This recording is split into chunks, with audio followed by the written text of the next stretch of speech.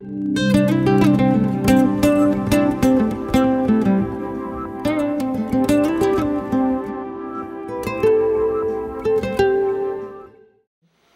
nome é Lucília Machado, eu sou jornalista. Eu estou na UF desde 78. Eu entrei como aluna de comunicação e em 82 eu fiz um concurso para a UF e passei. Comecei a trabalhar em 84. E em 99 eu sofri um acidente de carro, fiquei tetraplégica. Então eu fui mergulhar e descobrir esse mundo novo, que é você ser uma pessoa com deficiência no Brasil, numa universidade, numa cidade despreparada. E eu sofri muito com isso, porque quando eu voltei a trabalhar em 2001, o meu local de trabalho, que era a assessoria de comunicação, era no 8º andar do prédio da reitoria, cujo elevador só ia até o 7º andar. Então, como é que eu ia trabalhar, chegar e subir mais de 30 degraus naquele prédio antigo da reitoria? Aí foi a primeira decepção, não conseguia. Aí as pessoas, vamos colocar uma sala para você no 7º andar, lá do gabinete do reitor. Como é que você, numa redação, vai trabalhar isolada do seu grupo? Aí aquilo começou a me dar uma certa angústia. Aí eu fui, vou trabalhar no Centro de Arte, quando vocês tinham uma casa, né? Quando não estava em obra o Centro de Artes.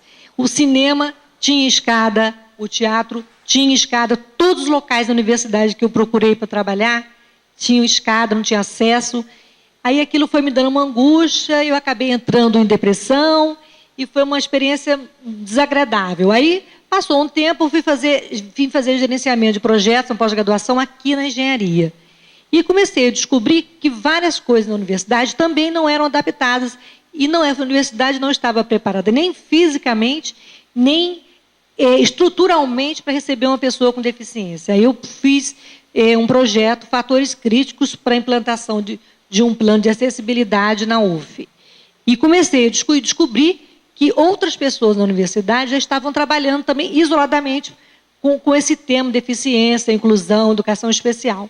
E fui me juntando às pessoas. Professora Luísa Moreira da Costa, do Instituto de Saúde da Comunidade, professora Cristina Delu, da Educação, e alunos com deficiência, que tínhamos um gato pingado por ali, e fomos nos juntando, e do projeto de extensão da professora Luísa, evoluiu. Em 2009, aí nós conseguimos oficializar o Núcleo de Acessibilidade e Inclusão Sensibiliza UF, que a proposta é implantar e efetivar a política de acessibilidade na UF. Isso não quer dizer, não é só rampa, banheiro adaptado e piso podotátil. Vocês estão vendo aqui um exemplo pequeno de que a gente não pode estar no auditório, aqui no tablado, porque não tem acessibilidade. Então, e esse é um dos mais acessíveis auditórios da UF, digamos assim. A maioria dos nossos auditórios não é acessível, como a maioria dos prédios não tem banheiros adaptados. A UF ainda não tem, como na maioria dos prédios públicos, a acessibilidade ainda não é uma realidade. E a gente, então, desde 2009, desde que foi implantado o núcleo, a gente vem lutando para conseguir implementar uma política aqui na universidade. A gente tem caminhado bastante. Desde 2005, nós passamos do programa Incluir, que é um programa do MEC, que dá verba para acessibilidade nas universidades, e o núcleo, desde 2005, vem conseguindo, e esse ano, 2012, 2013, a UF foi a 4ª universidade que mais ganhou verba para acessibilidade. Nós só perdemos, entre aspas, né, para a UFRJ, para São Carlos e para Pernambuco. E nós saímos de 6 alunos, quando nós começamos a trabalhar, tínhamos 6 alunos, hoje nós temos 130. Parece pouco, mas é muito, porque nós temos alunos autistas, 51 com deficiência física, desde amputado, pessoas com paralisia cerebral, que têm problemas também de mobilidade, tetraplégicos como eu, paraplégicos, deficiência auditiva 33, pessoas com surdez total, surdez parcial, e deficiência visual 46 alunos, que também diversos tipos, desde cegueira total até visão subnormal e outros tipos de deficiência visual. Nós também temos na UF 43 professores com deficiência e 16 funcionários. A nossa proposta primeiro, fazer um censo, onde é que estão essas pessoas, o que elas fazem, o que elas precisam, e a gente está tentando, não adianta a gente ter o aluno aqui e não ter condições que esse aluno permaneça na universidade. Então, nós já temos várias ações, né, e nós não temos uma sala, porque nós perdemos a sala numa chuva que teve em 2010, naquela chuva do Morro do Bumba. Mas, então, hoje nós estamos ligados à PROAS, e no último dia 10 de maio, nós conseguimos, viramos uma divisão de acessibilidade e inclusão, que é um ganho, uma coisa muito boa para a universidade. Mas é uma luta, como é que vamos estruturar isso, como vai ficar. Mas nós temos muitos planos, muitas ideias, conseguimos realizar de obra física. Quem conhece o campus do Graguatá, hoje ele tem um caminho acessível, desde a entrada do campus até as bibliotecas, banco, todas as unidades, é feito um caminho específico para cadeira de rodas e um caminho com piso podotátil. Então, o aluno cego hoje chega na universidade, ele tem como se guiar. Ainda não temos uma sinalização para total na universidade, mas já temos elevadores com aviso sonoro nos prédios novos. Eu digo que a UF é legal no sentido de que todos os prédios que estão sendo construídos, eles estão baseados no decreto de acessibilidade de 2004 e nas normas da BNT. Todos os prédios estão sendo construídos. Os prédios antigos estão sendo adaptados à medida que o dinheiro aparece, à medida que antes era assim, aparecia um aluno cego, aí vamos resolver tapar aquele problema. Na biologia apareceu um aluno cadeirante, aí leva ele no colo. Então, não adianta, a gente tem que prevenir, a gente tem que ter acessibilidade para todos, seguindo a linha do desenho universal. A gente não tem que construir um banheiro para o aluno com deficiência. O banheiro deve servir para o aluno com deficiência e para todos. Então, nós estamos nos preparando. Esse ano, por exemplo, o dinheiro que a gente ganhou do Incluir, nós compramos toda a linha Braille para os alunos cegos, impressora Braille, mesa tátil e outras facilidades para o aluno com deficiência visual. Também compramos mesa para alunos cadeirantes, compramos cadeira de rodas, mas não é só o equipamento também. A gente precisa ter também...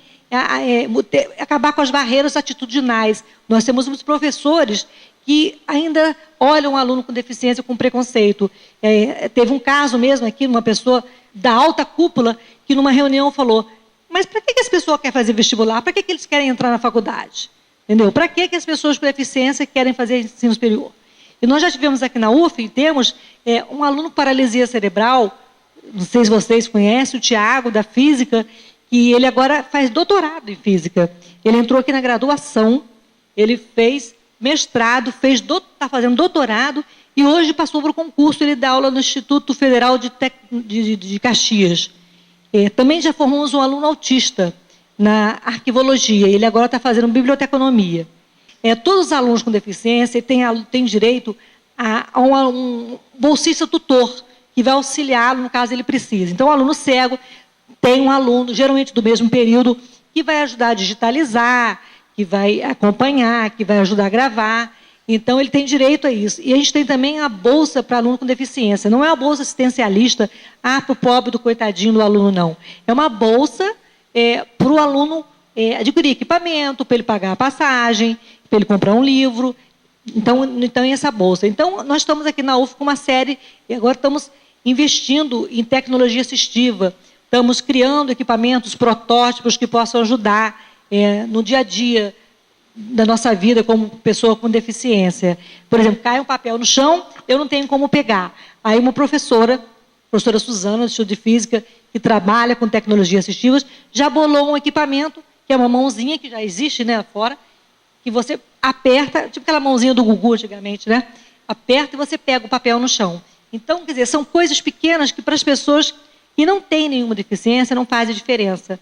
Nós temos uma aluna surda que ela não é adepta a Libras, ela não aprendeu Libras, e ela é oralizada. Então, ela ficava na sala de aula, ela perdeu uma matéria e veio falar com a gente no núcleo. Por quê? Ela lê os lábios do professor. O professor tinha bigode. Ela não conseguia ler, ela perdeu a matéria. Então, ela veio, procurou o núcleo, a gente pediu para o professor, ele tirou o bigode, ela fez a matéria e passou, quer dizer. É uma coisa boba para as pessoas que não têm deficiência, mas para a gente que tem deficiência faz muita diferença. Então, eu digo que a UF está a caminho da acessibilidade. Né? É preciso acabar com as barreiras e nós estamos tentando, dessa maneira, de chegar ao aluno, chegar ao professor, sabe? Temos que fazer um censo, precisamos que os professores se conscientizem de que o aluno com deficiência, ele pode, e ele já provou isso, e que ele consegue fazer qualquer curso. Temos um aluno com deficiência visual, agora na química. Ah, mas ele pode explodir um reagente, ele tem uma visão subnormal. Se ele tem um tutor, ele vai ter uma pessoa para ajudá-lo. E explodir um reagente, causar um transtorno, qualquer aluno normal também pode fazer. Então, quer dizer, é preciso que os professores também, e as pessoas que trabalham na universidade, olhem a pessoa com deficiência com outros olhos. Entendeu? Nós somos de um tempo que as pessoas com deficiência não tinham direito à cultura, ao conhecimento, então é preciso acabar com isso. Essa acessibilidade que a gente quer. Nós acabamos de agora selecionar, criar o curso de mestrado de diversidade e inclusão, a universidade acabou de criar. Foram selecionados 22 candidatos, e foi uma coisa super interessante, que foi uma prova inclusiva. Os alunos surdos tiveram na inscrição um vídeo de Libras, todas as informações sobre o concurso, a prova foi toda com acessibilidade, com guia, e também as pessoas com deficiência tiveram acesso a fazer a prova com computador, com mais tempo. Isso também, nós estamos mexendo no regulamento de graduação, porque as pessoas com deficiência têm vários direitos. Um direito, 1 hora a mais para fazer a prova, direito ao bolsista tutor e outras, não é facilidades, e outros direitos que nós temos, né? Então é isso, eu acho que a UF está a caminho da acessibilidade, nem todo mundo sabe o que está acontecendo aqui na UF.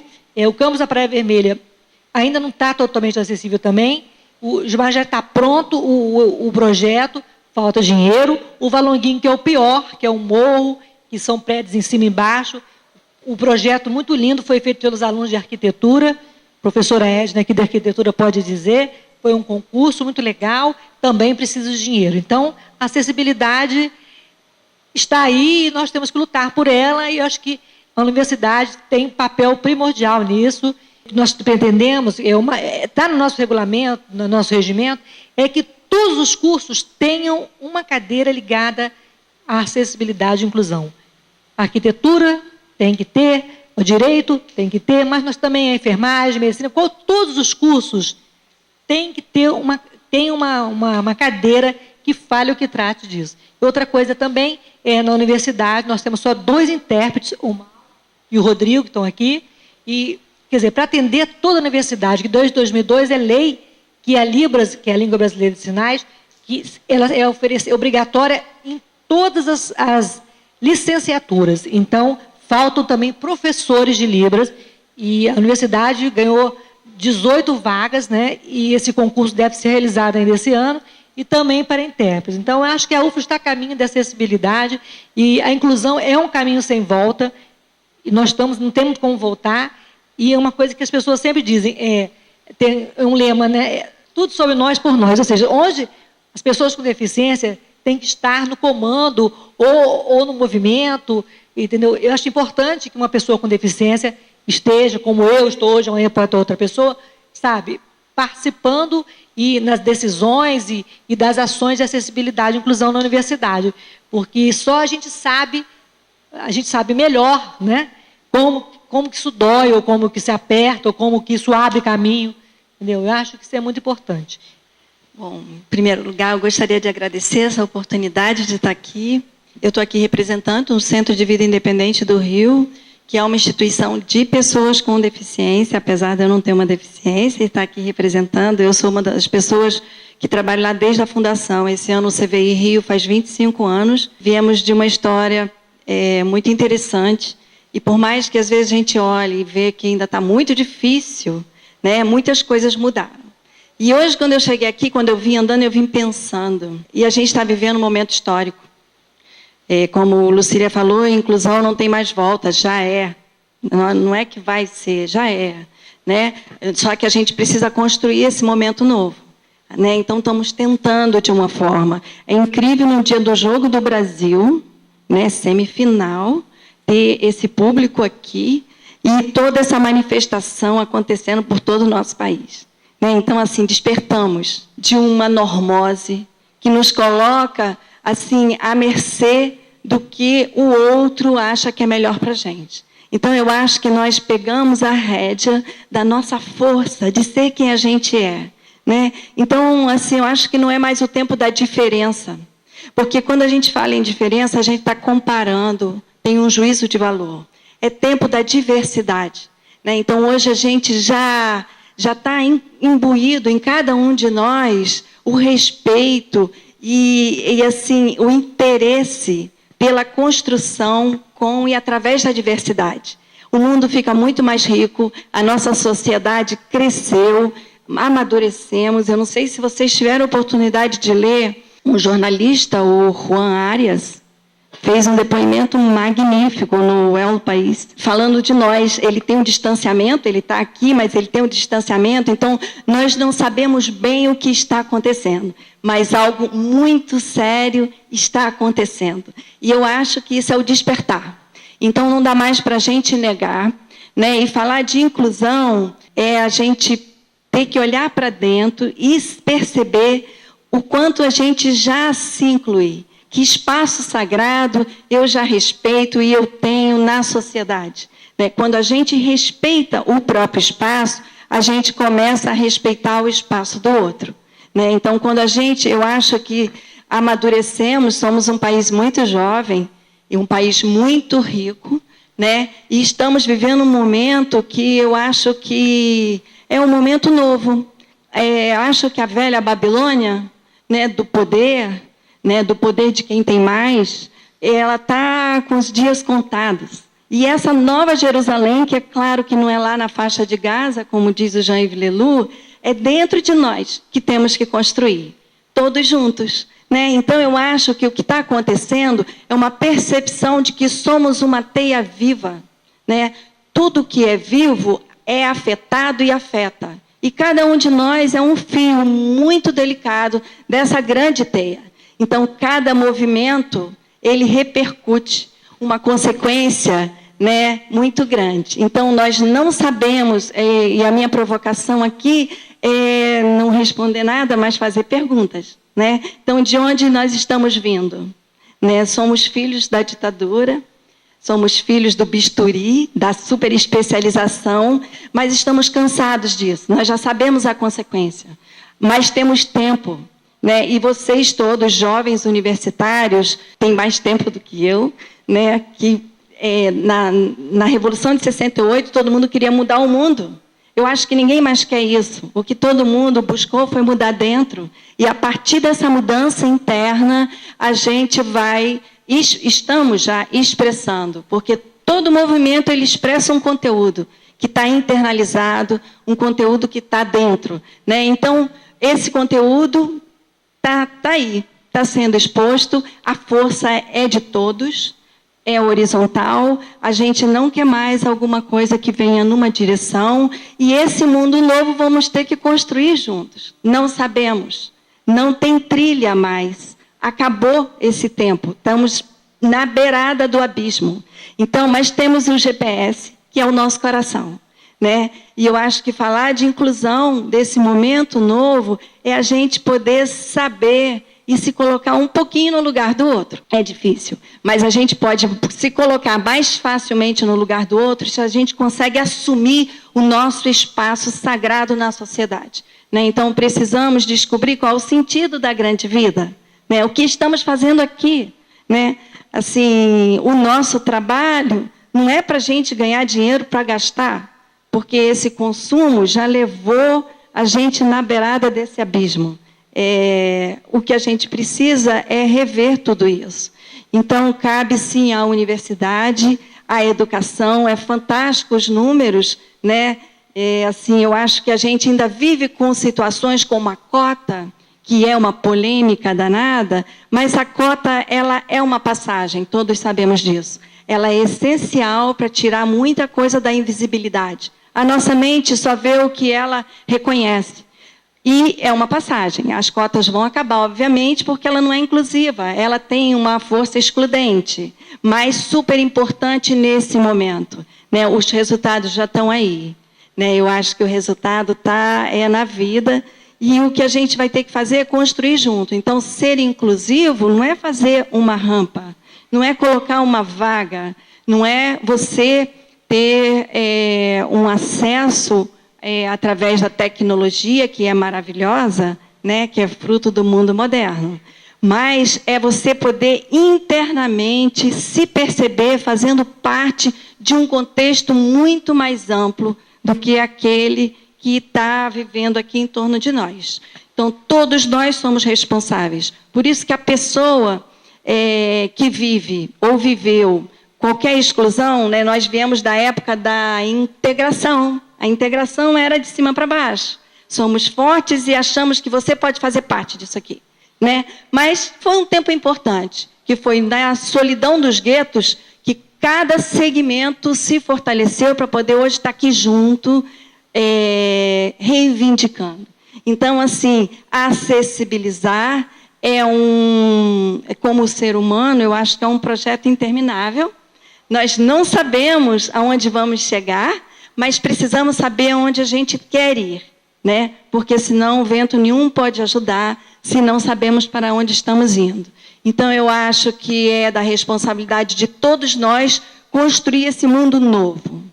Esse mundo que respeita não a diferença, porque essa é a única coisa que temos em comum. Mas a diversidade, a riqueza de aprender com o outro, a riqueza de aprender com uma cultura que faz parte da nossa. A gente mora num país continente, um país riquíssimo, né? Então, eu acho que é hora de falar não para muitas coisas e para a gente olhar para dentro e para a riqueza que nós temos, para a nossa música, para a nossa cultura, para a nossa língua maravilhosa. Eu acho que quem inventou a inclusão foi essa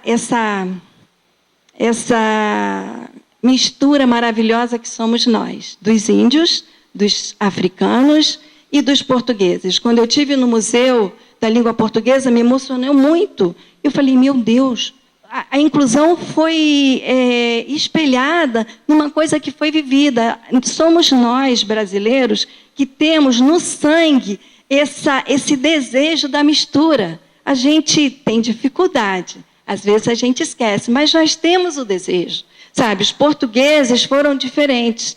Tem as outras coisas que a gente sabe, que não foi assim da melhor forma, mas o desejo de estar junto, misturado, sim. Então, quem tiver oportunidade, o Museu da Língua Portuguesa é uma riqueza que nós temos lá em São Paulo e está lá, né? Então, temos marcas na nossa cultura profunda, tanto dos índios, quanto dos africanos, como dos portugueses. E somos, por isso, brasileiros.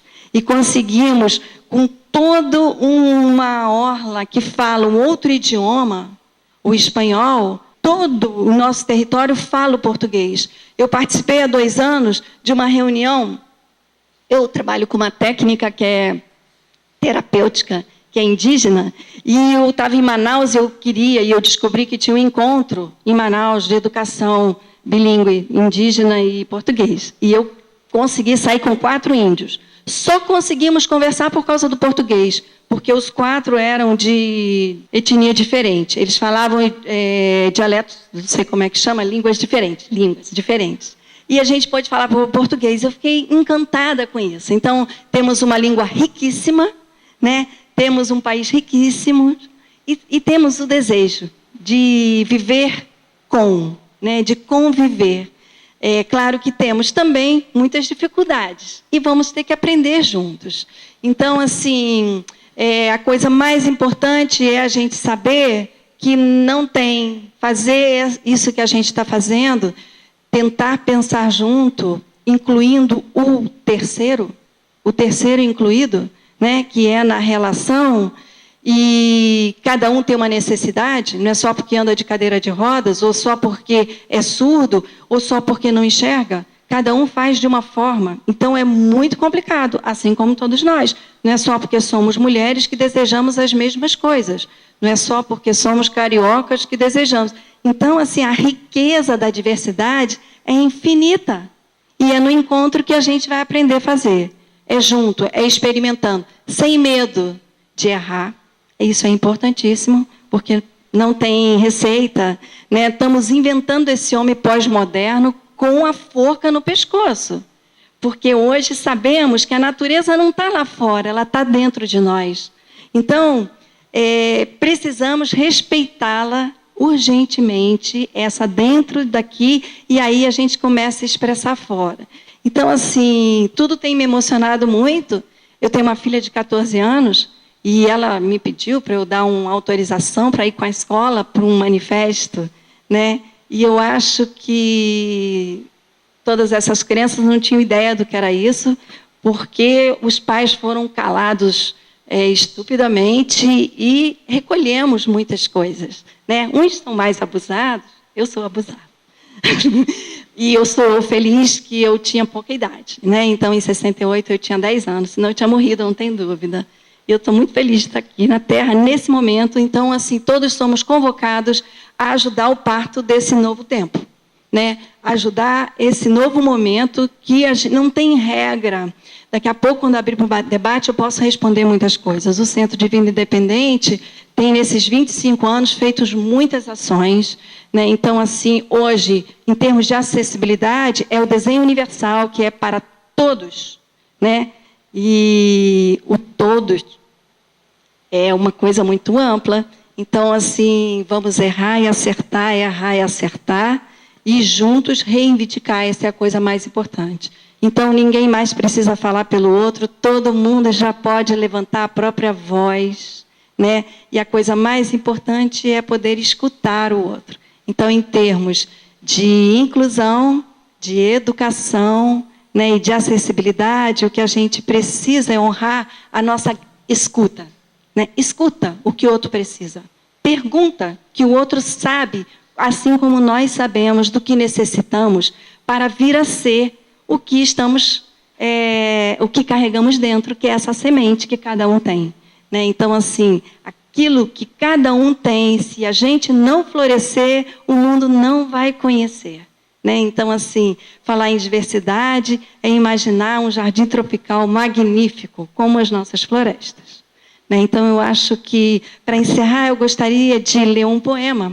Novo milênio, novo olhar, que eu acho que é esse novo tempo que a gente está vivendo.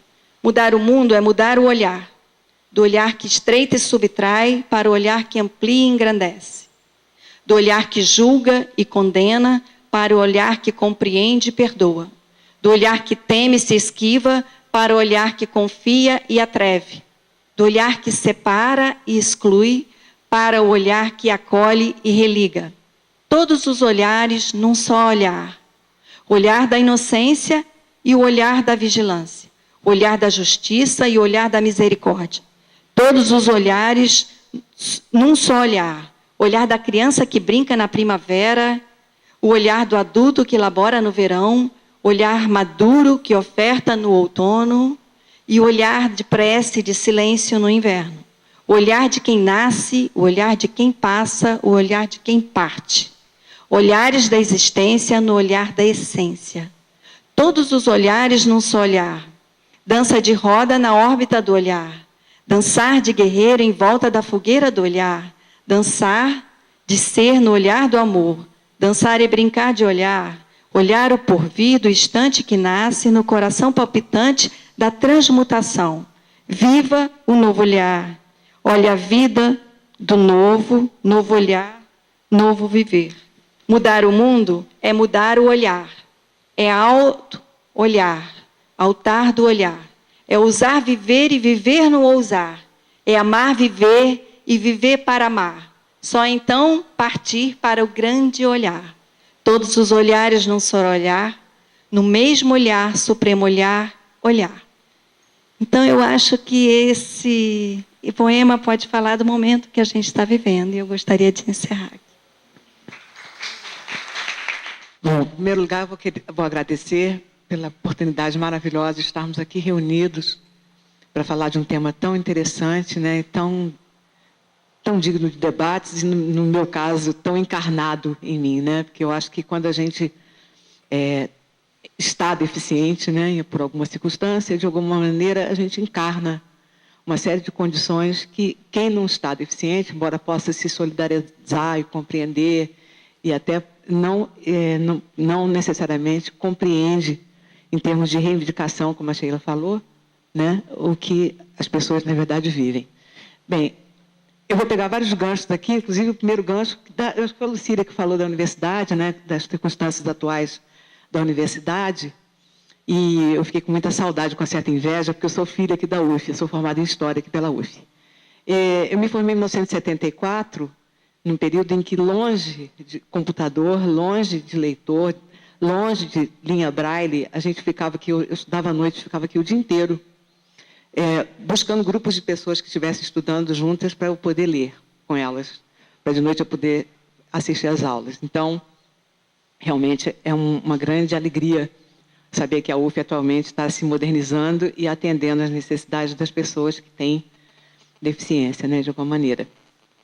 Agora, não quero perder de vista mesmo essa fala a respeito da acessibilidade, do acesso, na verdade, né? Quando a gente fala em acessibilidade, não é só, como a Lucília falou, não é só a acessibilidade de você poder chegar a um determinado lugar, ou de você poder atingir um determinado andar, que já é complicado, né? Eu fiz psicologia na Santa Úrsula, e num debate desse gênero, a professora defendendo a universidade falou, não, nós temos banheiro adaptado no 6º andar, entendeu? O elevador não ia até o 6º andar.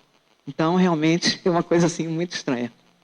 Então, a acessibilidade, no caso, não é só a questão da acessibilidade no sentido físico, né? Mas muito importante a gente sempre pensar são as barreiras atitudinais, né?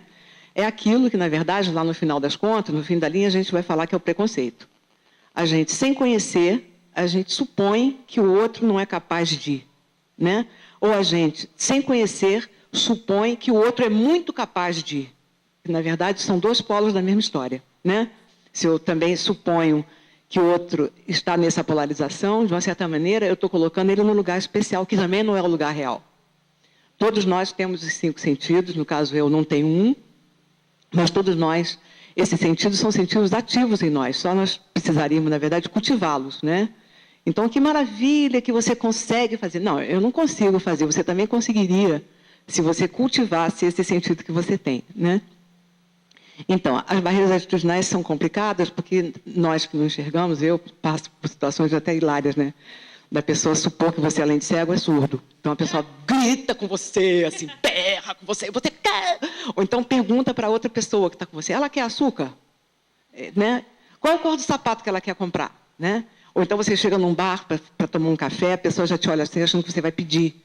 Entendeu? Então, são coisas que são super, às vezes, sutis, mas que demonstram, lá no final das contas, essas barreiras atitudinais que são super complicadas. Ah, fulano nunca veio ao museu.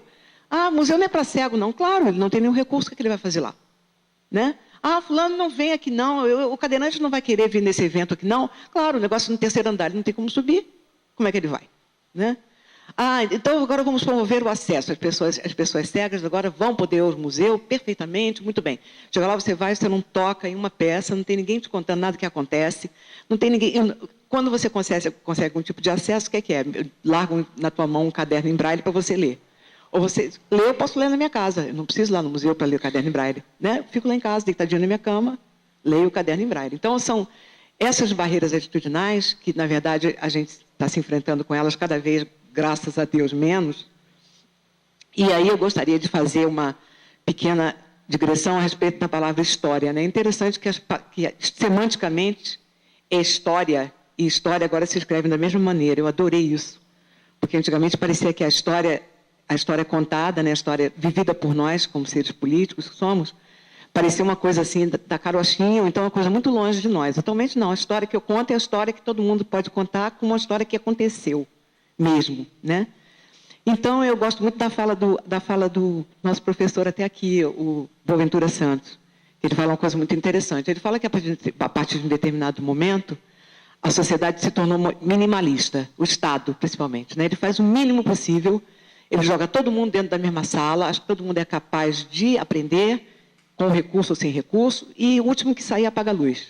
Então, todos nós somos capazes de tudo, desde que o Estado esteja cada vez menos comprometido com essa história, né? Com a história de fazer alguma coisa pelas minorias, ou pelas pessoas com circunstâncias especiais de acesso, né? E isso acabou que teve um lado bom, porque juntou todo mundo no mesmo pacote, botou todo mundo na mesma sala de aula, e aí as diferenças começaram a aparecer, né? Não só as diferenças da deficiência, mas as diferenças raciais, as necessidades de cada um, a pobreza e a riqueza, né? O cadeirante que não pode chegar, o cego que não pode ler quando o professor fala, está aqui. essa aqui, aquilo ali, esquecendo de que tem um aluno cego na sala, né? Essas coisas começaram a aparecer e começou também, as próprias pessoas começaram a tomar certas dianteiras, né? Começaram, de fato, a se organizarem um pouco, no sentido de passarem a reivindicar não mais a integração, mas, de fato, a inclusão, né? E aí, nessa medida que a inclusão começou a se fazer e o próprio capitalismo começou a perceber que nós somos consumidores, né? Nós tomamos banho igual todo mundo, nós usamos sabonete da Natura, a gente gosta de comprar coisas. A Natura, muito esperta, começou a marcar os produtos dela em braille, a gente pode agora ler, a gente pode agora escolher um chá no mercado, saber que chá é aquele, né? Então, começou a haver uma dianteira nesse sentido, da gente poder também reivindicar, na medida que essas coisas foram acontecendo, isso foi tomando forma de lei.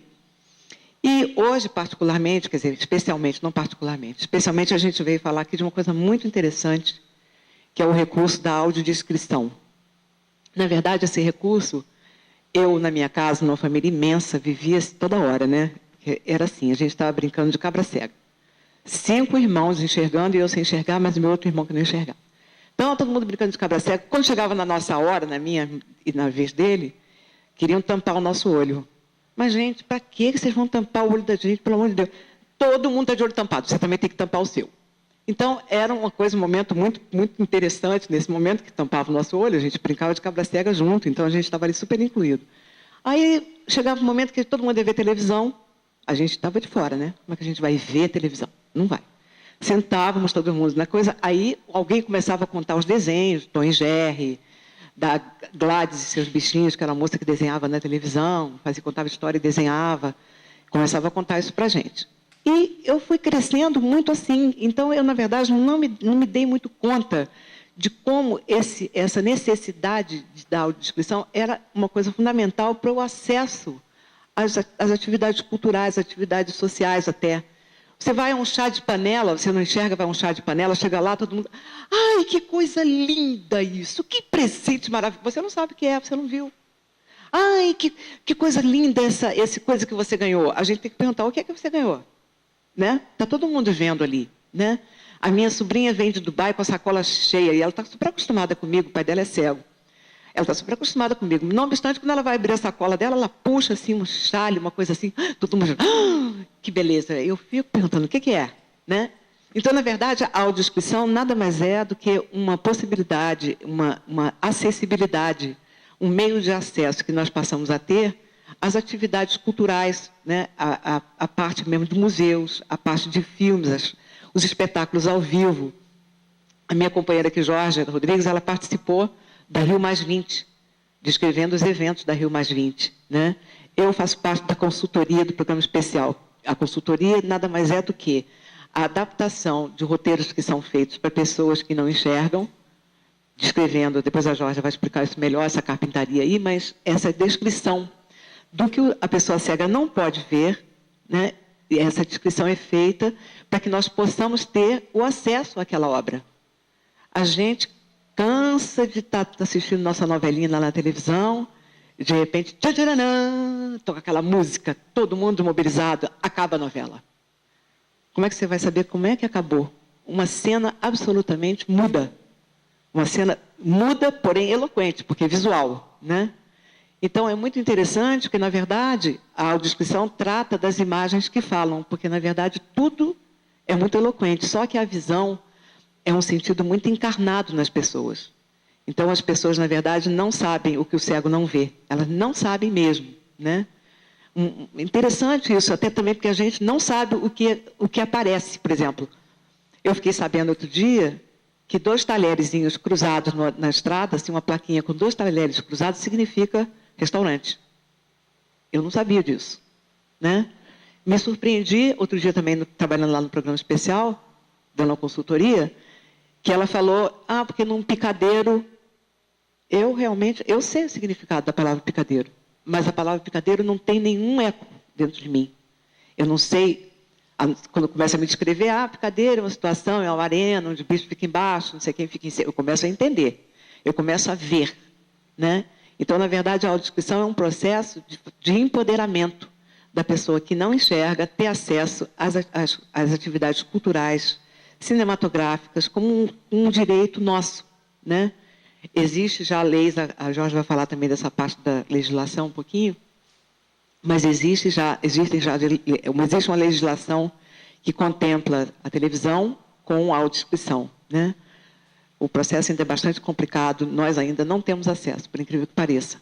Mas a tela quente e a temperatura máxima já tem audiodescrição, que para mim está dizendo pouco, porque, na verdade, ainda é um pouco para inglês ver. A gente ainda não consegue, de fato, ter acesso a esse processo, né? Então, a audiodescrição é uma coisa que está tomando corpo, que está virando reivindicação, está virando meios de acessibilidade para as pessoas que não enxergam. E esse programa é um programa especial, que é um programa que eu dou consultoria, junto com a Ana Fátima Bercó. No caso, é o primeiro programa na televisão brasileira que faz esse tipo de acesso. É um programa institucional, esse acesso é feito para todos ouvirem, não é? É diferente da audiodescrição feita com um recurso que você acessa aquela banda, se você quiser ouvir aquela audiodescrição. No programa especial, todos ouvem o que está sendo audiodescrito. Mas é uma coisa interessante que vai nos empoderando, vai nos permitindo um direito, né? Na verdade, isso não é nenhum favor, né? É um direito que nós temos, né? Que está garantido para nós e que nós cada vez mais vimos reivindicando e vamos cada vez mais galgando a possibilidade de obter, né? Aos trancos e barrancos, com 1000 discussões, com 1000 controvérsias, acham que é caro, acham que vai complicar muito, e quem enxerga não vai querer ouvir aquilo, as pessoas às vezes não entendem do que estão falando, e barram, né, e vetam muitas coisas, muitas pessoas falando por nós também. Então, é uma luta, né? Mas, graças a Deus, graças a todos nós, graças a tudo que está acontecendo por aí, a gente devagarzinho vai galgando esse caminho que a gente está querendo. Eu vou passar a bola agora para a Jorge, que é minha companheira aqui de audiodescrição, que ela vai falar um pouco da formação dela e da carpintaria da história. Obrigada. Boa noite, gente. Eu sou Georgia. Eu queria começar falando assim, né? A minha formação, eu sou jornalista também. Me formei, acho que já fazem uns 20 e tantos anos. Depois comecei a caminhar eu trabalhava muito a questão do texto, e depois eu comecei a gostar de trabalhar com voz. Eu trabalho com locução, eu também sou dubladora. E, assim, eu tive a oportunidade, há pouco tempo atrás, há uns 3 anos atrás, de começar a juntar essas duas coisas, tanto o texto quanto a voz. E foi quando entrou a audiodescrição na minha vida. Foi muito por acaso. Assim, eu estava assistindo um filme, que era o Chico Xavier, aluguei o DVD na locadora e coloquei para assistir com os meus filhos. E coloquei no canal errado, na verdade. E quando eu comecei a assistir o filme, eu achei super estranho, o cara narrando o tempo inteiro o que estava acontecendo. Assim. A princípio, até achei um pouco chato. Eu falei, mas que esse cara não para de falar? E o que é isso? Como eu tenho ouvido profissional para locução, eu falei, mas o que é isso, né? E aí meu filho falou, isso é para cego. Eu falei assim, para cego? Aí eu achei super interessante a história. Eu falei assim, que legal. Confesso que eu pensei que mercado interessante, assim, que coisa bacana. Eu sou muito ligada nessa coisa da voz. E aí eu comecei a buscar, e eu fui entender o que era aquilo, o que era aquela narração que o cara fazia, que o locutor fazia, entre as falas dos personagens. E foi aí que eu descobri a audiodescrição. A partir daí eu vim pesquisando e meu primeiro trabalho foi na Rio Mais 20, onde a gente teve a oportunidade, num evento super importante, de fazer... Eu trabalhei 10 dias num evento onde você tinha a diversidade toda ali, foi muito, muito, muito bacana. E daí, desde então, eu não parei de trabalhar e de buscar e de construir. E agora, há algum tempo, eu estou tendo a oportunidade de trabalhar com a Virgínia. Eu sou roteirista, eu faço roteiro de audiodescrição e faço também a narração. E Virgínia é consultora, a gente trabalha junto. Na verdade, no processo da criação da audiodescrição, essa cadeia ela funciona da seguinte maneira. O roteirista, o consultor, que supervisiona o roteiro, e, por fim, a gravação ou a narração, que pode ser em estúdio ou ao vivo. Eu só queria fazer uma partezinha, quando a Sheila falou desse exercício é um exercício de cidadania, na verdade. Assim, eu acho que como é que bate para mim a questão, além de poder ter o privilégio de fazer esse trabalho, assim, a gente vai se apropriando aqui. Eu, por acaso, estudo, eu sou uma profissional, eu sou uma audiodescritora, mas, como a Virgínia falou, qualquer um pode ser um audiodescritor. Né? Os seus irmãos eram audiodescritores seus, assim. E isso é super importante porque a gente ultrapassa uma barreira. Eu lembro que quando a primeira vez que eu conheci a Virgínia, a gente foi apresentada para uma amiga, eu falei, não, pelo amor de Deus, não me apresenta ela não. Eu fiquei tão tensa, porque como é que eu ia lidar com uma cega? O que eu ia fazer? Assim, me deu um pânico. Como seria, né? E aí, por fim, essa amiga apresentou, me colocou do lado dela e a gente começou a estabelecer, né, uma amizade. Foi uma coisa que hoje é normal, né, Virgínia? Eu chego aqui, ela me pergunta quantas pessoas tem. A gente tem uma plateia, tem um auditório, que ele é um pouco íngreme, são 100 lugares, tem 20 pessoas, as pessoas estão chegando, a porta é do lado esquerdo, e aqui tem uma mesa grande, mas a gente vai sentar na frente da mesa. Naturalmente, eu vou descrevendo as coisas para ela. Então, quer dizer, por acaso eu trabalho com isso, mas qualquer um pode ser um audiodescritor quando você vê, por exemplo, um cego no meio da rua.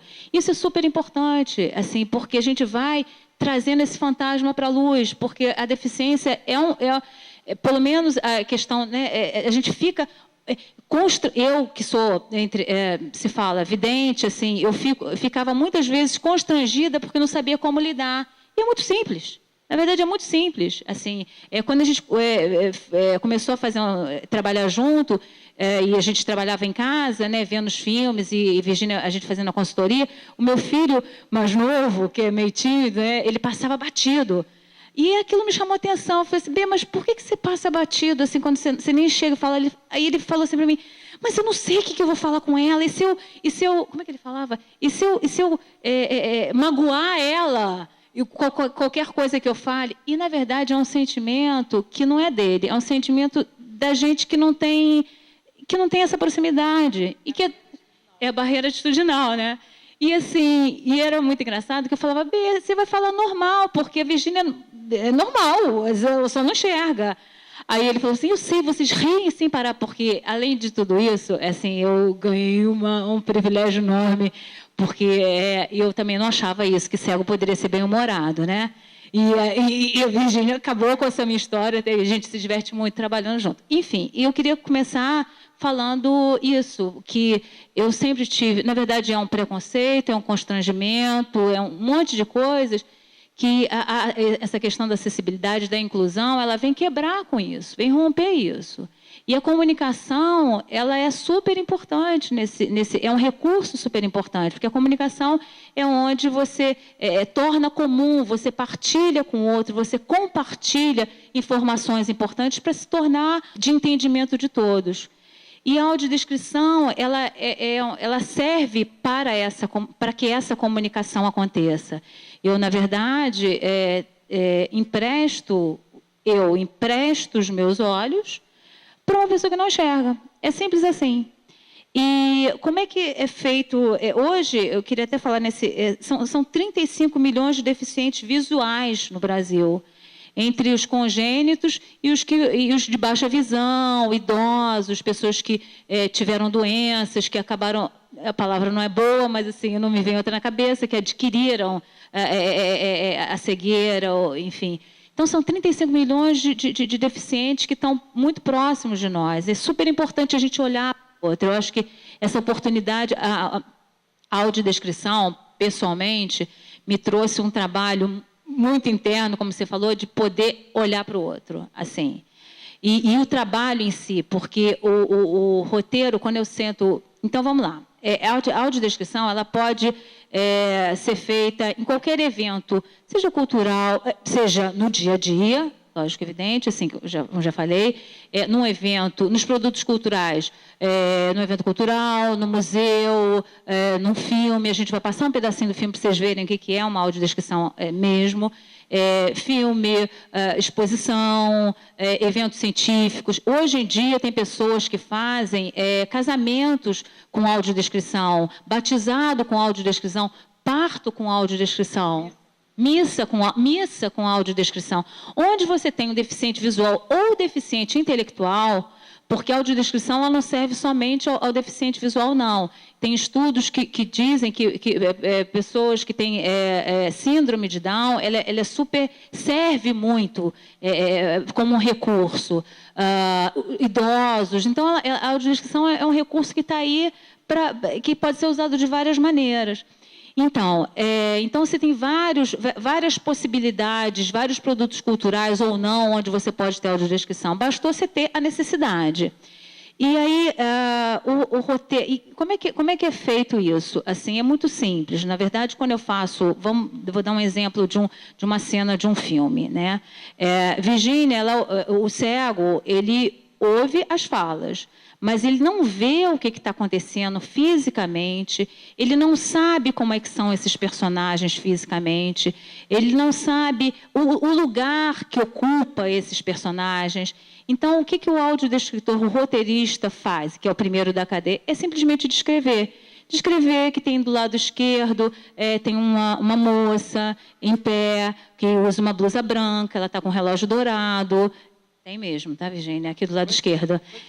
A Ana que recebeu a gente, ela é loura, ela tem um cabelo um pouco abaixo do ombro, ela está em pé do lado esquerdo, com uma blusa branca.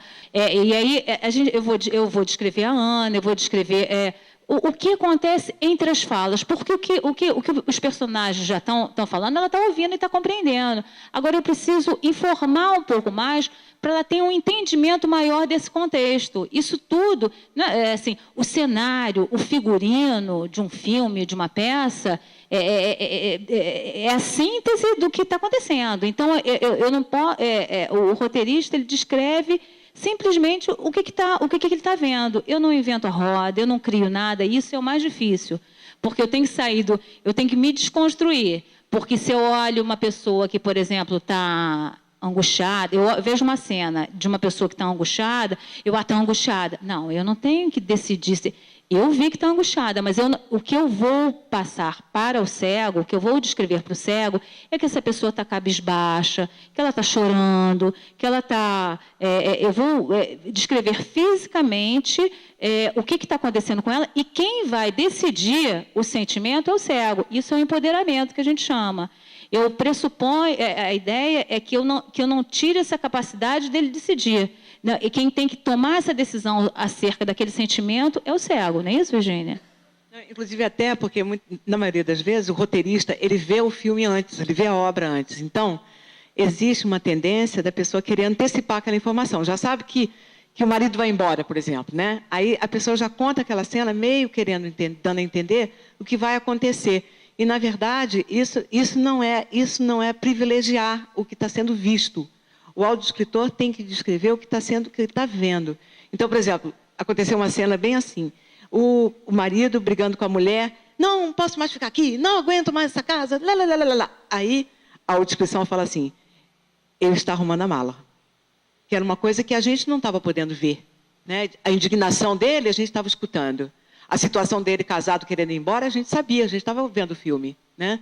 Agora, que ele estava falando isso, arrumando a mala, realmente é uma coisa exclusivamente visual, que é uma maneira de, então, nos empoderar, né, do conteúdo do filme sem antecipar a informação. E essa informação aí, até desse exemplo que a Virginia deu, é super importante dentro desse contexto todo.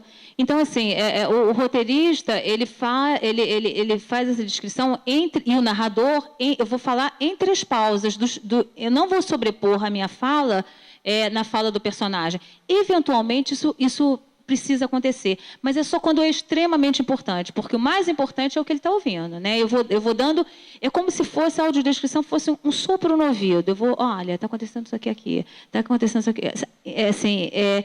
É mais ou menos assim que funciona. A gente vai apresentar um pedacinho de um documentário, de um trabalho que a gente fez, de uma audiodescrição que a gente fez, um pedacinho, só para vocês verem, quem não teve oportunidade, porque de repente tem algumas pessoas que já tiveram a oportunidade de ver algum filme audiodescrito, mas quem não teve, a gente vai passar isso aqui para vocês.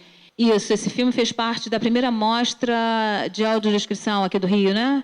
E, assim, é uma coisa importante, que é muito louco, assim, é um processo mesmo de construção, porque hoje, a partir do dia 1º de julho, as emissoras vão...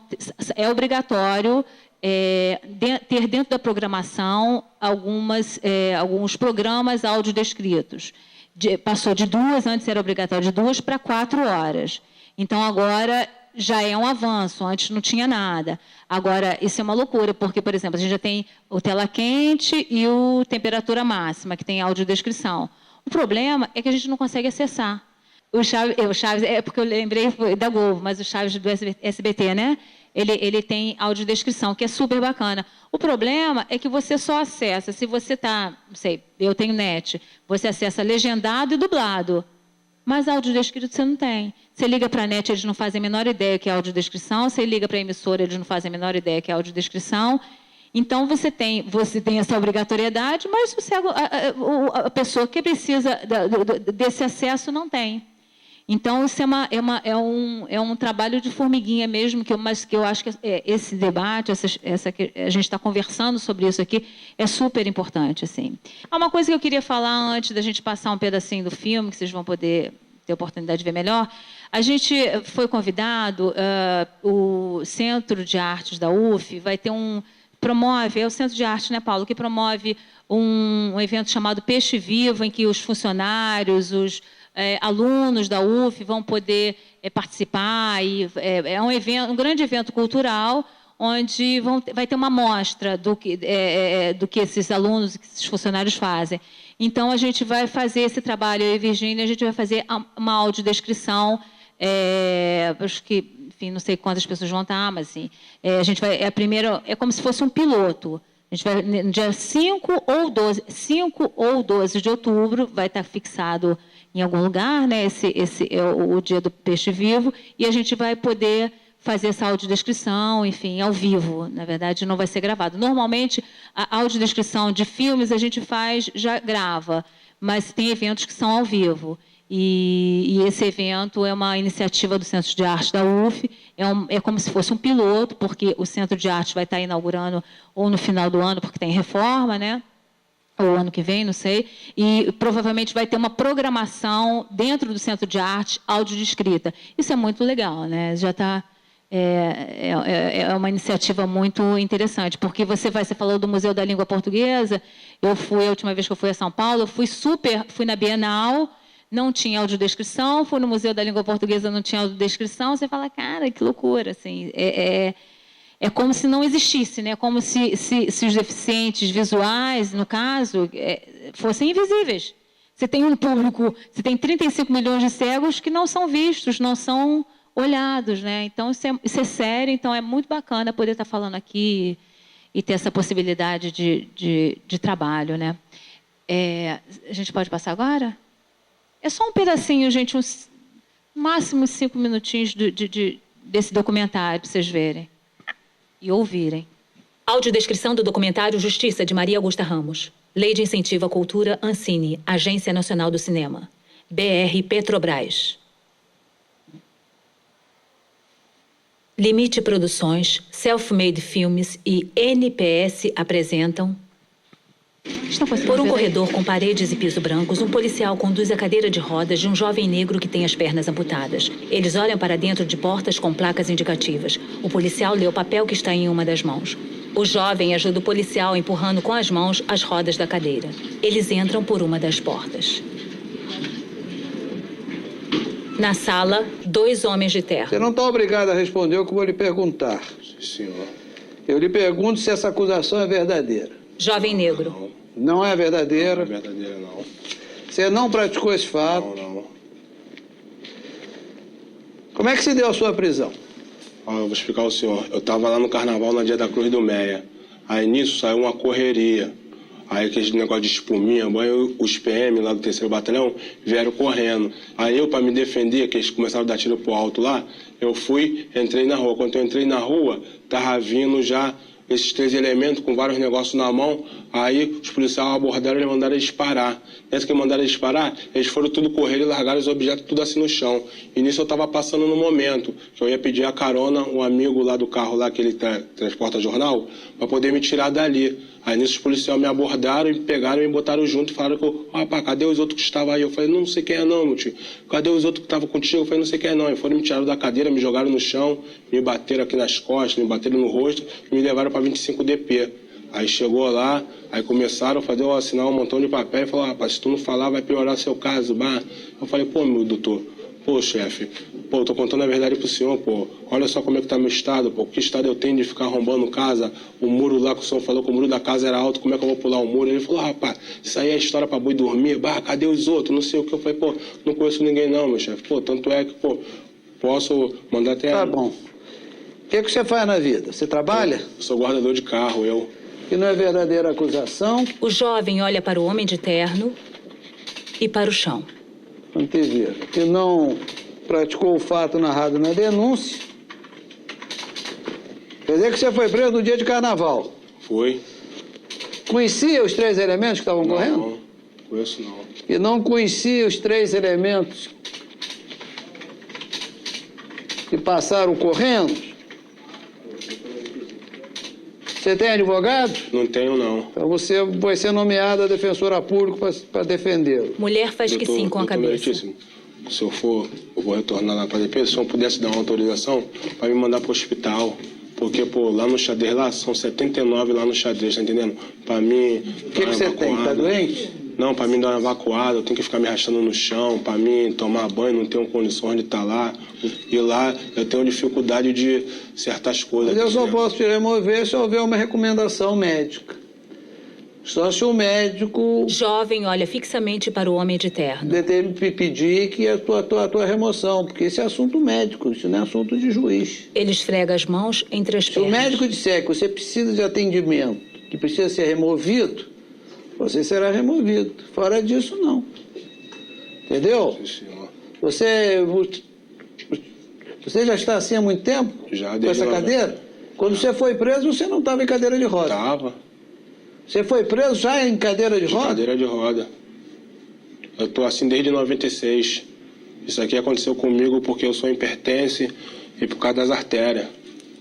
Você foi preso na cadeira de roda? Cadeira de roda. A defensora pública vai analisar essa tua situação e vai pedir os direitos que ela acha que você merece. Ele faz que sim com a cabeça. Gente, se vocês puderem Numa fechar tela um de pouquinho fundo os preto olhos, com letras vocês verem brancas, melhor. Justiça. Numa tela de fundo preto com letras brancas, um filme de Maria Augusta Ramos. Um prédio de 12 andares com o letreiro do Tribunal de Justiça do Estado do Rio de Janeiro. Se puderem À fechar frente os do olhos. edifício, algumas árvores. Na entrada do prédio, o letreiro Fórum. Na escada principal, uma grande movimentação de pessoas que sobem e descem. Alguns homens vestem terno, outros usam roupas esporte. Homens e mulheres caminham pelos corredores com pastas embaixo do braço. Algumas pessoas utilizam os terminais de computador.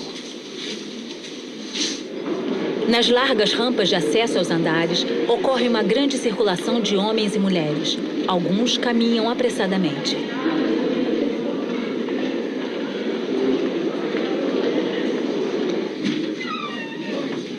Um homem de terno verde sai de uma das salas e se dirige a outra porta em frente. No corredor das salas de audiência, estão sentados em vários bancos homens e mulheres. Uma mulher está sentada com uma bebê deitada sobre suas pernas. Ela fuma um cigarro. Outra mulher caminha de mãos dadas com uma criança pequena. Um senhor carrega 2 sacolas. O homem de terno verde sai de uma das portas e caminha pelo corredor. A defensora pública, que estava na sala com o jovem negro e o homem de terno, caminha pelo corredor de paredes e piso brancos. Ela tem estatura mediana, cabelos lisos castanhos na altura do ombro e usa óculos. Traja uma blusa amarela, blazer branco e calça social preta. Ela entra numa sala onde estão uma juíza e à esquerda dela uma mulher, ambas sentadas em frente a um rapaz de blusa azul. Ao lado esquerdo dele, a defensora pública. A juíza examina os autos de um processo. Acho que já está Qual é seu bom, né? nome? Carlos Eduardo. O que mais? Gente, então esse foi um pedacinho desse documentário chamado Justiça, que foi um trabalho que a gente realizou em Virgínia. Enfim, só para vocês terem uma noção mais concreta do que é uma audiodescrição. É mais ou menos isso, né? Virgínia queria falar um pouquinho do que é a consultoria, porque eu falei do que é o roteiro, da narração. Você quer falar da consultoria? A consultoria, na verdade, é esse ajuste do que a pessoa que enxerga vai contar para nós, que muitas vezes ela pensa que certas coisas estão ditas porque são visuais e que para nós não está sendo dito, para nós não está sendo compreensível. Então, esse ajuste que é feito quando a Jorge fala alguma cena para mim, que eu falo, não entendi, não consegui ver, né? Não, na minha cabeça não formou nenhuma imagem. Às vezes, renomear um personagem, né? Você usa, por exemplo, homem de verde, não homem de terno verde. Eu preciso saber que aquele homem de terno verde foi aquele mesmo que entrou, aquele mesmo que saiu, que não é uma outra pessoa que quem enxerga imediatamente vê. Então, essas informações, às vezes, são importantes, sempre são importantes, para a gente poder ter um empoderamento da obra, né? Para a gente poder ter acesso ao que a obra quer passar para nós. Esse, assim, basicamente, bem a grosso modo, o papel da consultoria dentro disso tudo, né? Acontece muitas vezes da pessoa que é audiodescritor achar que não precisa da consultoria. Isso, de fato, faz com que o material fique bem mais pobre, porque falta muito detalhe que a pessoa que enxerga não consegue avaliar, que não está sendo compreensível para quem não vê.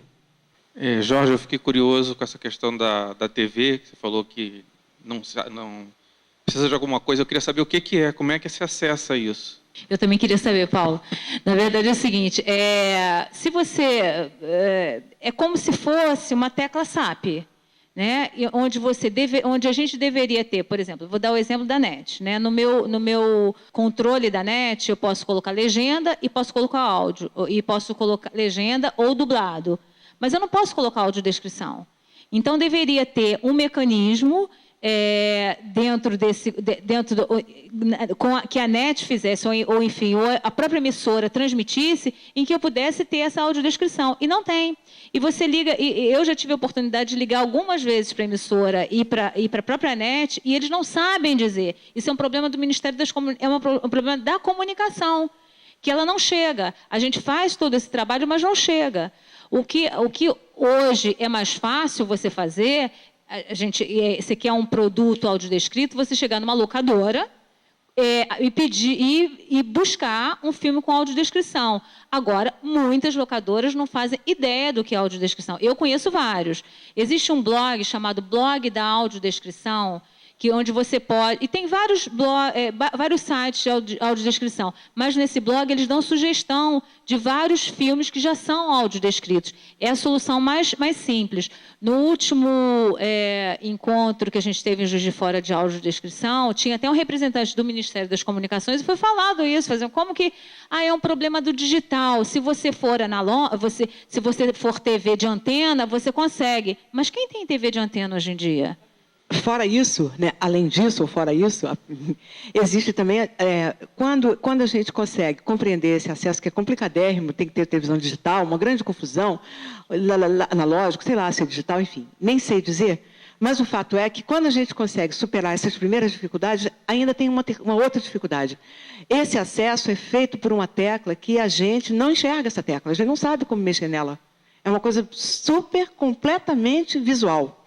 Entendeu? O acesso a esse mecanismo não tem nada de acessível, não tem nada de compreensível, de visível para quem não enxerga. Entendeu? Quando você consegue superar todas essas dificuldades, né, você consegue chegar lá, você não pode acessar porque você não tem recursos visuais para mexer naquilo.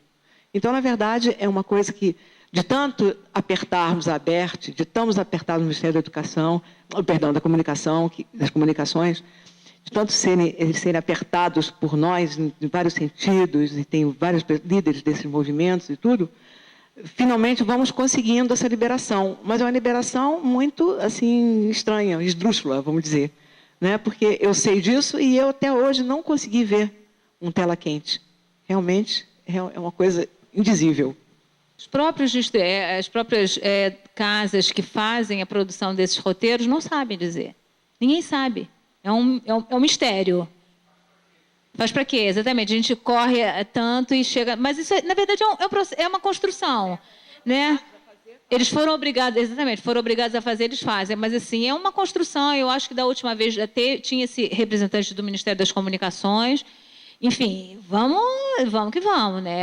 É um processo longo, essa coisa da inclusão mesmo. Oi, meu nome é Murilo, eu estudo desenho industrial aqui na UF e eu ia perguntar sobre essa questão mesmo do controle remoto, porque como a gente faz desenho industrial, a gente tem muito essa coisa da interação da pessoa com o objeto, e eu queria saber como é que é esse problema dos controles remotos, porque eu, prestando atenção, a maioria dos controles remotos não tem nada indicando, ajudando para quem tem problema de deficiência visual, para ajudar. Por exemplo, se a pessoa vai querer colocar o audiovisual, como é que ela vai saber? Porque mesmo assim pode aparecer no menu da TV. Nem sempre, eu pelo menos nunca vi nenhum tipo de sistema que diz o que está aparecendo na TV enquanto a gente está lendo, porque nós estamos lendo. Nós queremos colocar legenda, áudio, mas eles não podem ler. Então, como é que é esse? O que eles podem fazer? O que a gente pode ajudar? É isso. Quando isso acontece no computador, nós já temos nossos leitores de tela, né, a coisa está bem avançada. No controle remoto da televisão, assim, a grosso modo, a gente já consegue manusear, porque é um mecanismo mais ou menos lógico. Embaixo tem os canais, você tecla 1, 2, 3, 4, 5, 6, igual um telefone, né? Em algum lugar tem a coisa do volume, você aumenta ou abaixa o volume, né? E vamos que vamos, como diz a Jorge. A gente por aí só precisa se mexer dentro disso aí, né? Agora, quando começa a envolver uma questão de tecla-SAP, uma questão de banda B, uma questão de um outro recurso que está escrito na tela, no menu, por exemplo, da tela, que aparece só para quem enxerga, aí realmente começa a ficar complicado, e é essa complicação, é esse nó, fora o acesso, né, fora conseguir ouvir isso que acontece. Vamos até que na minha casa, meu marido, que enxerga, tem baixa visão, mas consegue enxergar, consiga saber como fazer essa tal coisa e bote lá para mim a tela quente. E quando ele não estiver em casa? Né? Então, na verdade, eu não estou tendo acesso. Né? Eu estou dependendo de uma outra pessoa para fazer para mim uma coisa que eu, autonomamente, deveria poder fazer. Né? Sou uma cidadã que não tenho acesso ao meio de comunicação que está para todos. Né? Isso, assim, já no final da história, porque, na verdade, isso acontece toda hora, como eu falei, a questão das novelas, as questões dos filmes que passam na televisão, que a gente só vê se tiver com alguém que enxerga perto. Né? Porque a gente, na verdade, não... As cenas são feitas completamente visualmente, tudo bem, isso não é querer culpar quem enxerga, não é isso. Né? Mas a gente tem que ter acesso às coisas que a gente tem que ter acesso, como cidadãos que somos. Né? Boa noite, meu nome é Suzana. Eu trabalho no Senai e eu sou interlocutora do programa Senai de Ações Inclusivas, que a gente faz praticamente o que você está fazendo hoje, inclui no curso do Senai pessoas com deficiência. No ano de 2012, a gente qualificou 1.035 pessoas com deficiência nos cursos do Senai, com os mesmos desafios que vocês têm e com a mesma barreira atitudinal, que, na minha opinião, ela é maior, muitas vezes, do que a barreira que a gente tem de acessibilidade. Porque o medo que se tem de se aproximar é enorme, né? E é um grande receio. Que eu até não julgo, porque eu digo que não é um preconceito mesmo, não. É até um receio, uma reclusão. Meu Deus, como é que eu faço? Eu já recebi perguntas assim. Uma vez eu estava dando um treinamento para os professores e um professor me perguntou assim, a gente estava falando sobre audiodescrição e sobre leitor de tela, porque o Senai utiliza leitores de tela. E ele perguntou para mim assim, mas como é que eu faço para eu saber, para o cego não perceber que eu percebi que ele é cego? Você não faz nada, porque ele já sabe que você percebeu que ele é cego. Mas isso é muito constrangedor, o professor falou para mim, né? Eu falei, não é constrangedor para você. Essa é a sua barreira atitudinal. Para o cego, não, ele já sabe. Como é que o cego vai fazer para você não perceber que ele percebeu que você enxerga, né? A gente troca a pergunta, né? É mais ou menos assim. E eu queria convidar vocês para conhecer o projeto. Eu sou super fã da TV Brasil. A Fernanda Honorato é a nossa enorme, grande parceira no Senai, minha grande amiga. E eu tenho uma amiga também que vocês conhecem, que é a Sara Bentes, que é cega, né? Que também é fantástica. Moro pertinho da casa dela, graças a Deus, que ela me ensinou muito também. E eu tenho uma grande curiosidade sobre a audiodescrição. E eu queria saber de você, Georgia, que já é roteirista, que já trabalhava com... já é dubladora, né? Se você teve que fazer algum curso ou alguma atualização para trabalhar com a audiodescrição. Que eu brinco que eu falo muito isso com a Fernanda. Eu falo, Fernanda, eu queria saber quem é a moça que fala. Fernanda samba com os convidados. Fernanda isso. E queria saber se você fez alguma especialização nessa área. Susana, fiz sim, na verdade fiz alguns cursos. Aqui no Rio a gente tem, né, agora está começando a melhorar, né, Virginia, essa coisa do curso. Porque a audiodescrição, aqui no Rio ela está chegando, mas em São Paulo já é uma loucura, assim, como eles estão muito acostumados. No Sul também tem muitas mulheres que fazem audiodescrição, o que é uma coisa um pouco incomum, porque aqui no Rio tem uma coisa de um certo preconceito, que a narração é muito masculina.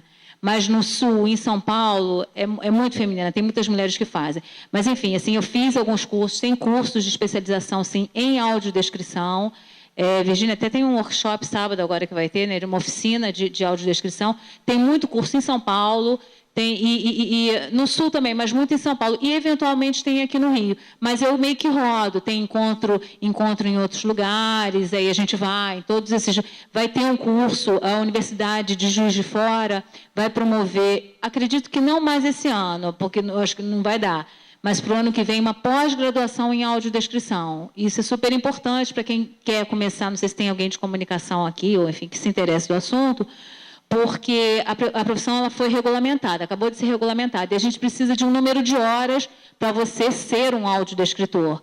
E como é um mercado que está começando aqui no Rio, nem sempre você tem trabalho, mas se você tiver horas de estudo, você consegue, enfim, se registrar como audiodescritor. Então, tem alguns cursos, sim, tem o blog da audiodescrição, que sempre tem o Ver com Palavras, da Lívia Mota, em São Paulo, que eles estão sempre mostrando quais são os cursos que estão acontecendo. Para quem quer entrar por esse mercado, é fuçar. Assim, eu comecei com essa história desse filme, fui buscando, até que eu parei numa empresa aqui do Rio chamada Lavoro Produções, da Graciela e da Lara Pozobon, que são as pessoas que trabalham no Rio com audiodescrição, e fui... Eu quero trabalhar, fui na cara e com a coragem, a gente fez um treinamento, acabei trabalhando com elas na Rio +20.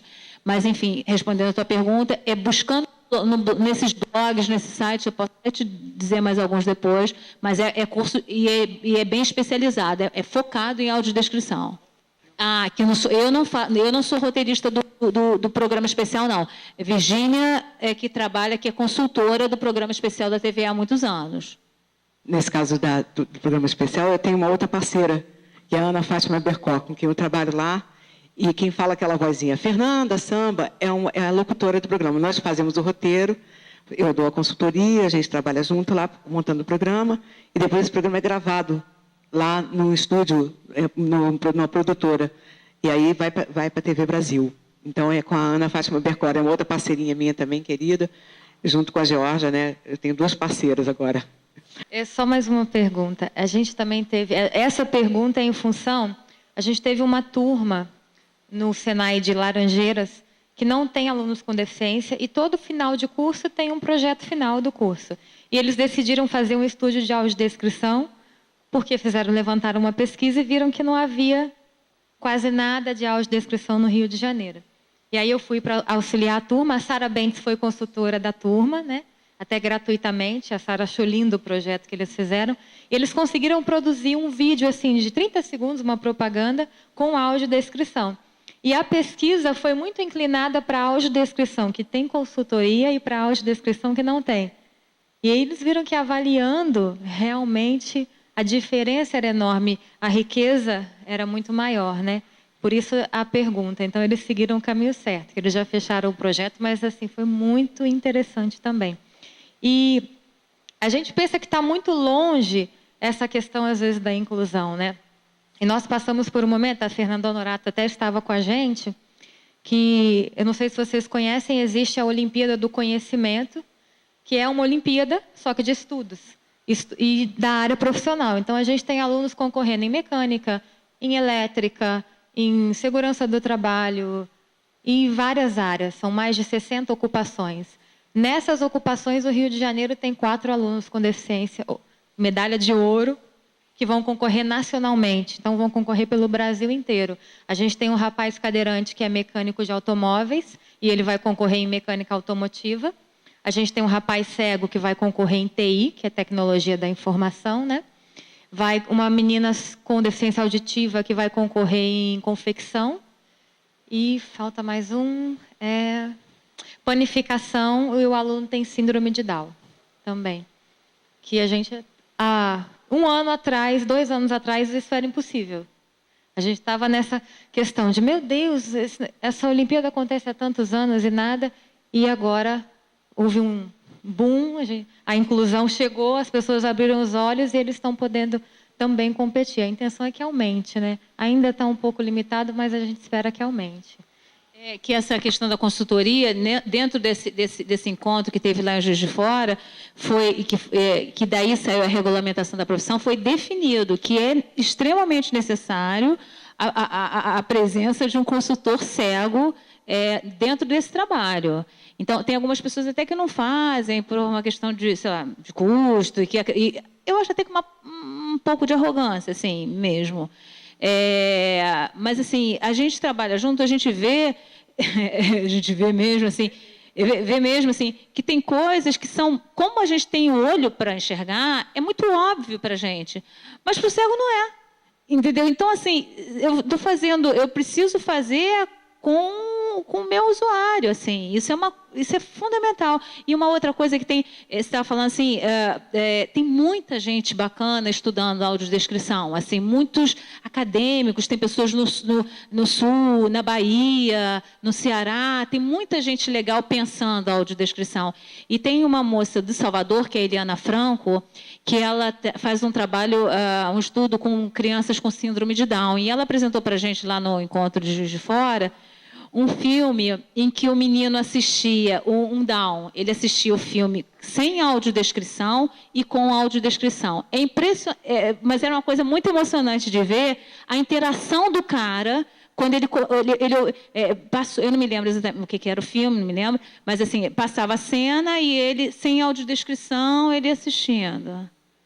Quando começou a passar com audiodescrição, ele foi entrando dentro do filme, ele foi vivendo o filme. É uma coisa, serve a muitos propósitos a audiodescrição, é muito rico, é muito, muito legal. Eu vou fazer uma pergunta para Luciane Rangel. Ela é surda e ela acabou de passar no mestrado de Diversidade e Inclusão aqui na UF, e eu queria saber, ela está hoje aqui com nossos intérpretes, ela está participando. Eu queria que ela falasse um pouco qual a dificuldade que o surdo sente, né, em relação à acessibilidade. Qual a maior dificuldade que o surdo sente? Eu ouvi outro dia uma coisa interessante, que a deficiência, a surdez, é uma deficiência que as pessoas não enxergam, viu? Porque é o seguinte, a pessoa está ali, bonitinha, inteirinha, não está na cadeira, não está de óculos escuros, então ela é meio invisível. E nem por isso eles também deixam de ter barreiras e dificuldades. Né? Então, eu queria saber da Lu, qual a maior dificuldade, qual a falta de acessibilidade, o que o surdo sente mais dificuldade no dia a dia? Então, uma das maiores dificuldades que o surdo enfrenta na sua vida, eu acho que é a comunicação. É a principal, a primordial. Como assim comunicação? Né? A gente usa a língua de sinais é a nossa língua materna, a nossa língua natural, e a nossa segunda língua é a língua portuguesa, que é obrigatória, né? Ela é a língua oficial do país e ela é legalizada, né? Tem no nosso decreto. Independente da vontade do surdo, ele precisa aprender a língua portuguesa.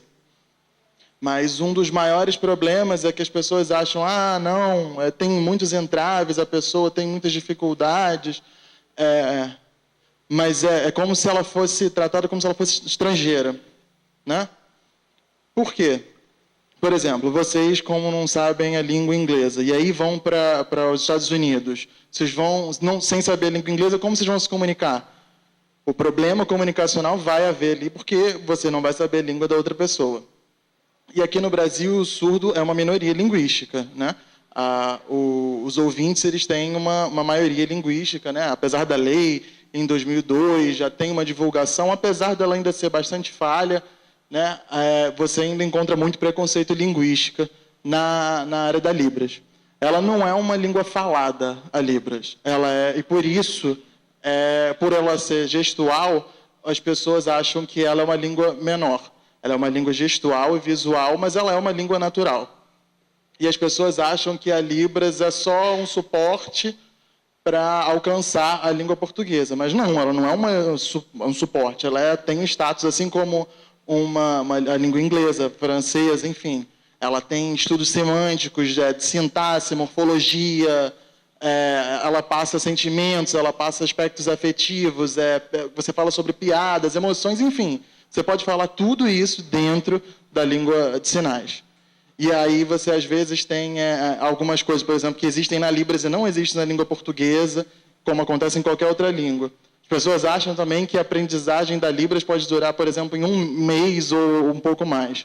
Quando você vai aprender inglês, você demora alguns anos. E a língua de sinais é a mesma coisa. Você tem que ter contato, tem que utilizar. E essa é uma das barreiras que a gente encontra. Inclusive, aqui na UF, a gente tem, por exemplo, os surdos que tentam fazer vestibular para entrar na UF. Porque a dificuldade se encontra onde? Porque a língua portuguesa é a segunda língua do surdo. Você disse que tinham quantos deficientes auditivos Então, esses eu tenho quase certeza que a maioria deles é deficiente auditivo. Surdos mesmo são poucos. Né? As pessoas acham que é a mesma coisa, deficiente auditivo e surdo, mas são conceitos diferentes. Deficientes auditivos são aqueles sujeitos que não têm uma cultura voltada para Libras, e o surdo, por exemplo, ele usa essa cultura, essa língua. Então, isso diferencia o surdo de deficiência auditiva, independente da perda auditiva que ele tenha. Os deficientes auditivos, eles conseguem acessar a língua portuguesa, enfim, de repente acontece, a criança nasce ouvinte e com 30 anos, por exemplo, ela perde a audição. Então, ela tem uma língua portuguesa internalizada. É diferente do surdo que nasceu surdo ou que ficou surdo quando pequeno. E aí, quando ele cresce, para aprender a língua portuguesa como L2 é uma metodologia completamente diferente. Então, uma das situações problemas é você encarar a língua portuguesa como L2. E no vestibular, por exemplo, você não tem essa adaptação de ter a língua de sinais com perguntas e respostas para o surdo, né, para ele saber o que está sendo perguntado ali, já que a prova é conteudista. E aí eles acabam sendo reprovados. É claro que não é só aqui na UF, né? São todas essas provas nacionais que existem. Tem muita coisa, eu não vou ficar aqui explicando, não dá tempo. Eu tentei resumir da melhor forma que eu consegui. Não tem nada a ver o problema maior não tem nada a ver com a gente ouvir ou não, né? O problema maior é a comunicação. Esse problema principal se dá na comunicação, porque a maioria não sabe a Libras, nem conhece. E, às vezes, o surdo, a pessoa ouvinte quer se comunicar escrevendo, mas, às vezes, o surdo não consegue entender, então você tem entraves na comunicação. Acho que é isso. E eu queria perguntar para a Lucília, eu espero que não pareça meio egoísta, mas é porque eu vou ter que fazer um trabalho agora e eu preciso inventar alguma coisa relacionada à tecnologia assistiva. Se você pudesse falar mais das dificuldades que vocês têm, como o exemplo que você deu de quando caiu alguma coisa no chão, coisas desse tipo, para me ajudar a ter alguma ideia, eu ia ficar muito agradecido. A gente pode depois combinar, para não explicar agora, né? E, curiosamente, por exemplo, a professora Fabiana Leta, que é de Engenharia Mecânica, ela vai ser minha orientadora no mestrado. Eu também passei no mestrado agora, esse mestrado de Diversidade e Inclusão. E uma das nossas metas também é explorar esse lado de produzir ferramentas para as pessoas com deficiência. Tem várias coisas que podem ser feitas, né? Eu vou te passar depois o contato também da professora Suzana Planas, que é do Instituto de Física e trabalha fazendo protótipo de tecnologia assistiva. Ela já fez uma vassoura para cegos, tipo aquela feiticeira que tem um ímã embaixo que pega agulha, vai cair uma coisa no chão bem interessante. Ela fez também uma campainha para surdos, que quando alguém chega na casa do surdo, acende uma luz. E a pessoa sabe que está chegando alguém. Eu vou passar o nosso contato, o site é www.uf/prograde/sensibiliza UF. E nós temos o Facebook, Sensibiliza UF também, que a gente sempre disponibiliza notícias, matérias, informações de todas as áreas de relação à deficiência. E o nosso telefone é 7603-2335. E nós trabalhamos também com alunos e voluntários, todas as pessoas do núcleo, que vai virar divisão, nós somos núcleo, todos somos voluntários, somos 4 professores e 4 funcionários, eu jornalista, tem uma outra menina, tem uma jornalista, tem uma outra aposentada técnicas educacionais, tem uma outra, 2 arquitetas, e a professora Edna da arquitetura, a professora Suzana da física, a professora Rosa Benevento, que acabou de se aposentar do Laboratório de Livre Criação da Comunicação, e o professor Sérgio Bahia, que também é da arquitetura. E, então, as pessoas também que quiserem trabalhar, quiserem vir dar ideias como voluntários, são super bem-vindas. Eu acho ótimo você ir numa reunião, perguntar para as pessoas. A gente vai fazer um encontro com os alunos, super legal agora, que a gente temos agora uma aluna, Anã, que está trazendo muitas informações e coisas novas que a gente não tinha essa dificuldade. Ela veio com uma série de demandas. Como é que ela vai chegar no Graguatá, para ela já é difícil. Hoje mesmo a professora Cristina Delu falou, Lucília, eu estava observando, o nome dela é André, ela vem de táxi, porque ela não consegue pegar ônibus, mesmo a gente tendo um ônibus da UF, ela desce com a dificuldade, e para subir num caminho acessível, mesmo com o corrimão, é difícil. Então, será que ela não consegue o carro, deixá-la mais perto do bloco dela? Mas aí o carro agora não pode passar, porque tem um caminho acessível e vai quebrar o piso podotátil. Então, a gente tem que ver uma maneira que a Andréia consiga chegar sem muito esforço. Aí, a Andréia pode usar uma cadeira de rodas, mas ela não é uma deficiente. Então, ela sabe, tem que estudar uma maneira de ajudar a Andréia naquele caso específico dela. Ela, por exemplo, na sala de aula, ela trazia um banquinho para subir no banquinho, para subir na cadeira, para assistir a aula. E a gente conseguiu comprar uma coisa muito simples, que é uma mesa, uma cadeira infantil. Então, a gente colocou uma sala para ela, e ela assiste a todas as aulas numa sala só, e a mesinha e a cadeira dela está lá, e na biblioteca também tem. Então, são coisas simples que a pessoa vai, sabe, temos vários problemas, vários casos que aparecem, né? Temos a Raíssa também, que é uma aluna de arquitetura, né? Que acabou de passar um concurso do BNDES, ela tem baixa visão. Baixa visão para fazer arquitetura já é um desafio. E ela passou num concurso do BNDES, só que agora ela só vai se formar, né, no final do ano. Então, um caso. E se ela for chamada pelo BNDES? Ela está prestes a se formar. Então, o núcleo vai tentar, de repente, que a pessoa se forme mais cedo, possa antecipar a formatura dela, porque ela já está com tudo concluído. Então, esse é o papel do núcleo, lutar pela inclusão e pelos casos que surjam, e você está bem-vindo, o que você tiver de ideia. A gente pode dar várias ideias para você. Você anota o telefone, entra na página, tá bom? Douglas, então, completando o que Lucília falou, a coisa mais importante é você encontrar pessoas que estão necessitando. No CVI, a gente tem a Oficina de Vida Independente, o CVI funciona dentro da PUC, e a gente faz muitos objetos. A gente trabalha com tecnologia assistiva e, basicamente, com tecnologia apropriada. A gente não tem high-tech, né, na nossa oficina. Quando a gente tem alguém que precisa, a gente usa a PUC. A engenharia da PUC, a eletrônica da PUC é bem desenvolvida. Então, a gente não faz nada de high-tech. Mas, assim, a coisa mais importante que a gente aprendeu nesses anos todos é trabalhar com o desejo da pessoa.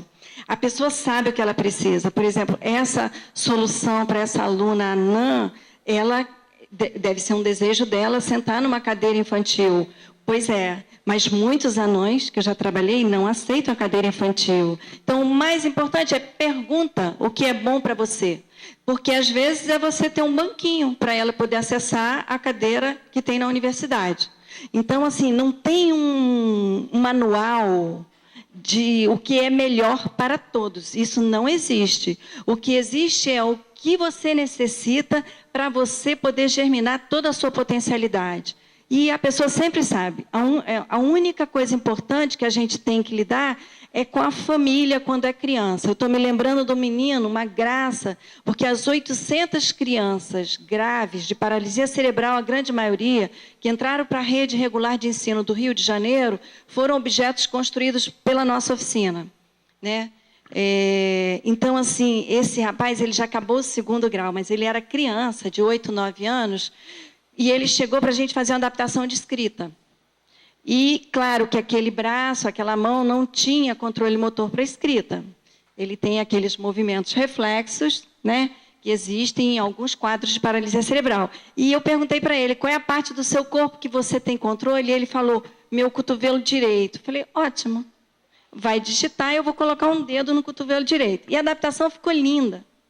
Só que a mãe não aceitou. Então, assim, com criança, às vezes, é complicado, porque você cria nele uma expectativa, e ele que deu o caminho, eu nunca ia pensar, eu nunca tenho trilha também para seguir, a não ser o que o outro deseja, né? Então, assim, só que foi muito complicado, os professores depois vão contar, então essa adaptação ficava na escola. E a criança tem muito medo de não agradar a mãe e pai, a gente tem esse medo. Muitas vezes nós deixamos de ser a gente para poder ter o amor do outro. Né? Todos sabemos disso, onde foi que a gente abriu mão de um sonho muito grande com medo de frustrar o amor do outro que tinha uma expectativa diferente sobre nós. É a luta de todo mundo vir a ser o que a gente é. Né? Então, assim, mas eu sugiro que você busque alguém. Por exemplo, eu lembro, uma vez eu recebi um engenheiro maravilhoso e ele foi nos mostrar, e ele tinha 5 invenções. Só que a motivação ele era um grande na eletrônica, só que foi medo. Ele começou a construir, se eu ficar cego, eu vou ter medo. Aí ele fez um óculos com radar aqui na frente. Falei, você já perguntou ao cego se ele quer largar a bengala ou se ele quer... Porque ele não perguntou, ele não consultou a pessoa. Então, para o surdo, ele inventou coisas incríveis. Ele fez um robô, o cara era danado. Sabe, a única coisa que faltou é que a motivação dele foi o medo da falta nele, entendeu? Quando, na verdade, a gente tem que buscar o desejo. O outro sabe o que ele quer, como ele quer. A gente só vai fazer essa interface de descobrir um engenheiro de fazer. Eu trabalho com a designer, né? Eu e a Renata somos a dupla, e de vez em quando a gente precisa do engenheiro, ali na PUC a gente fisga alguém. Então, assim, eu acho muito legal, mas não inventa um objeto que não tenha um desejo por trás e um dono por trás. O que não falta são pessoas com ótimas ideias, muita necessidade e um desejo pulando igual uma pipoca dentro. Essa pessoa vai dar para você a trilha. E você vai, sabe, favorecer que ele possa vir a ser o que ele é. Esse eu acho que é o caminho. A gente também está aberto, você pode ligar para lá, pode conhecer a Renata, que é a designer, vai falar uma língua mais próxima da sua do que eu, que sou a terapeuta. Né? A gente é uma dupla. Aqui na UF, talvez tenha no núcleo algum aluno precisando que você faça um objeto. Sabe? Porque a gente não precisa criar necessidades que não existam. Eu tinha também uma outra pergunta, mas por curiosidade, para a Virgínia. Porque você é cega desde que nasceu, né? E quando a pessoa perde a visão, eu imagino que ela não enxerga mais, mas ela imagina as coisas, assim, baseado no que ela já viu. E como você já nasceu sem a visão, eu queria... Se você pudesse explicar um pouco, assim, como que, quando você escuta uma audiodescrição, qual é o processo, assim, como você enxerga? Porque eu acho que você às vezes toca as coisas, assim, você cria, de certa forma, uma imagem na sua cabeça, não é isso? De qualquer maneira, o processo é imaginar, né? Se você for pegar a palavra mesmo assim, até etimologicamente, você pode ver que é criar, imaginar, é você criar imagem, né? Você imaginar. Você, com sua mente, poder imaginar. No caso da pessoa que perdeu a visão já adulta, o que vai acontecer é que ela tem alguns recursos, alguns outros recursos, para que a lembrança dela se aproxime um pouco mais da realidade, né? Da realidade concreta, vamos dizer assim.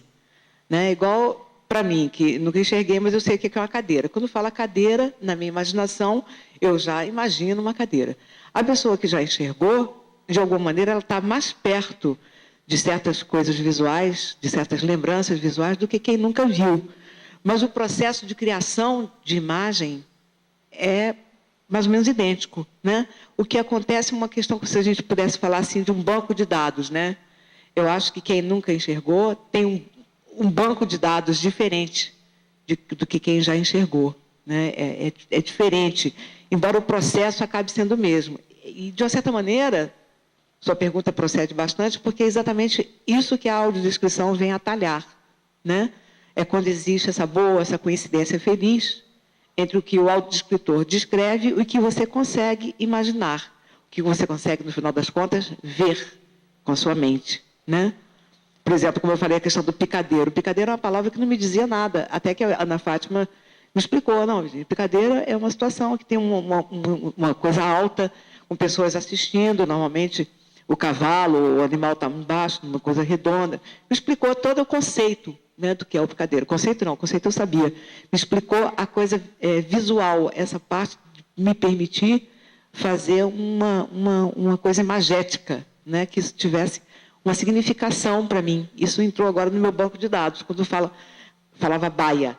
O escritório com várias baias, eu dizia, baia não, baia de cavalo. Não consigo imaginar baia escritório. Não, baia, porque tem divisórias. Por que eu falo divisória, que a gente imagina isso mais rápido? Fala baia, a gente vai lá para o hipódromo, entendeu? A gente vai logo pensando em cavalo, entendeu? Procura usar uma palavra que não tem um significado tão amplo, tão elástico como essa. Essa palavra é uma palavra muito ampla, né, para dizer para a gente imediatamente imaginar baias. A gente não imagina, entendeu? Então, são pequenas sutilezas que a audiodescrição vem até aumentar bastante o nosso banco de dados, até gestuais, né? Tem muitos gestos que quem enxerga faz para o outro e que a gente que não enxerga não conhece, né? Aguenta aí, a gente, enfim, né? Tchau.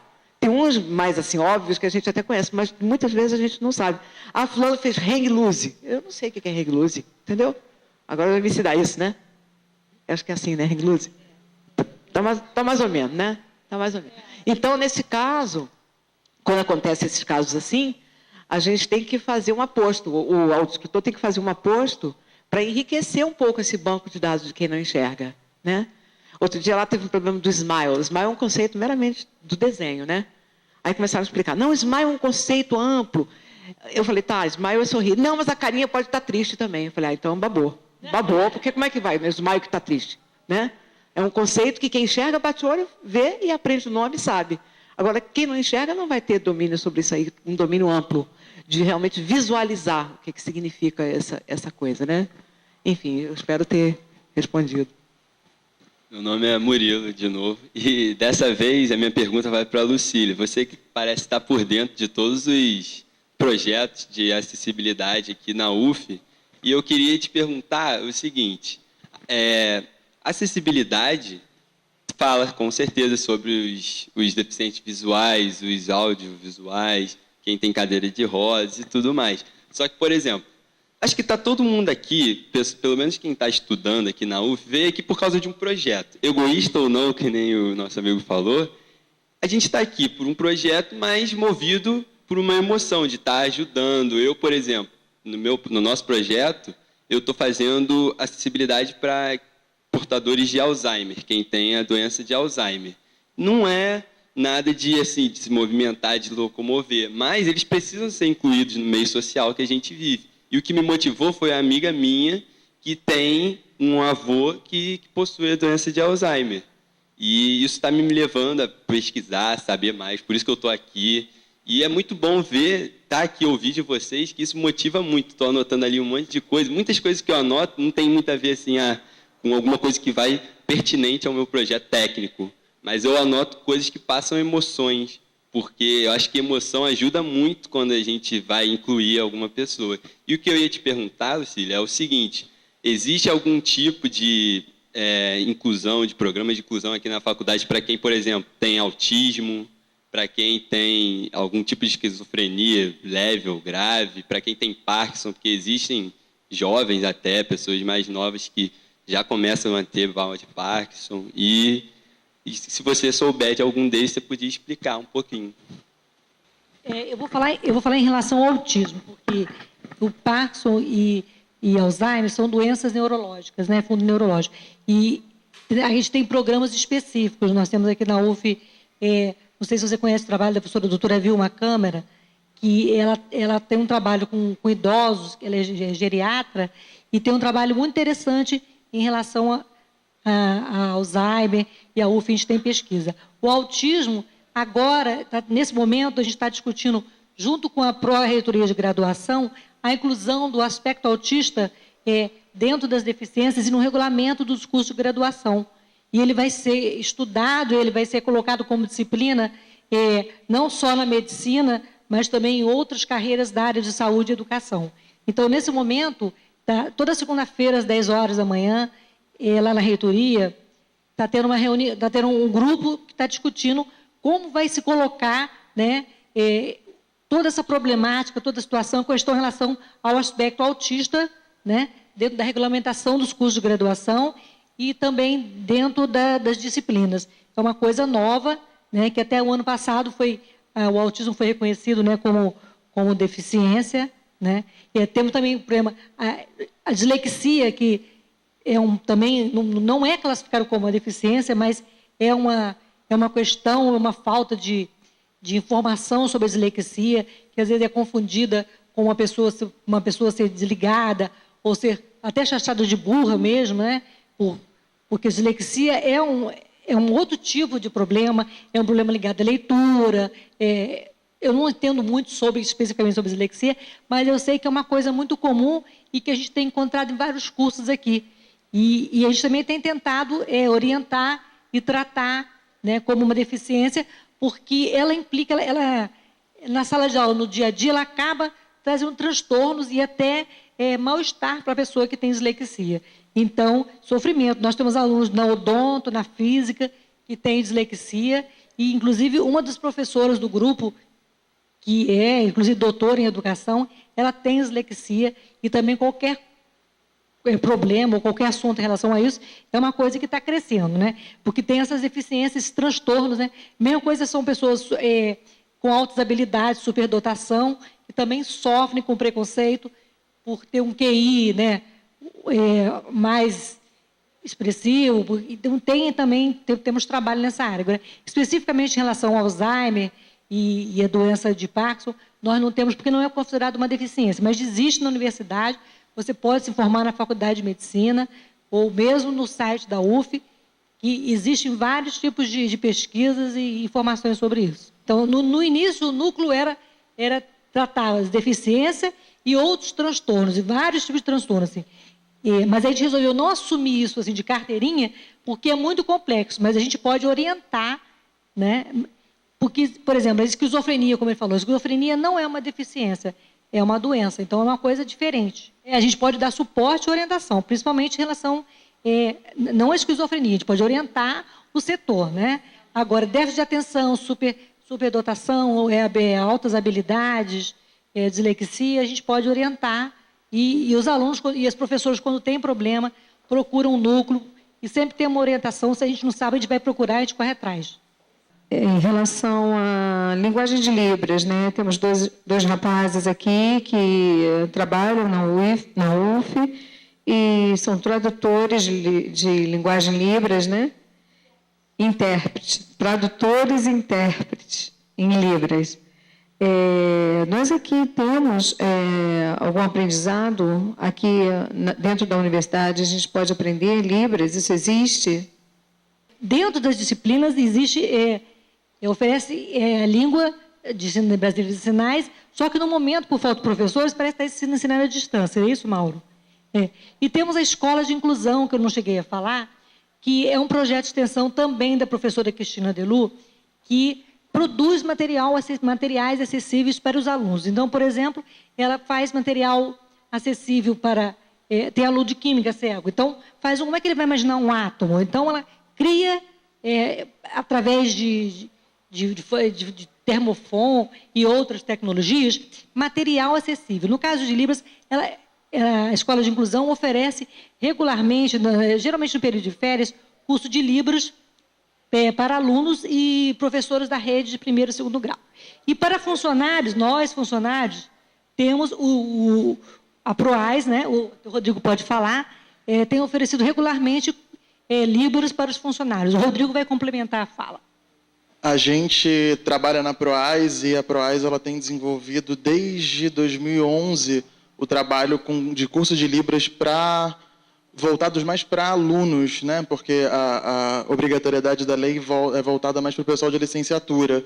E aí a PROAS começou um trabalho voltado para os outros alunos, de repente bacharelado, que tem interesse.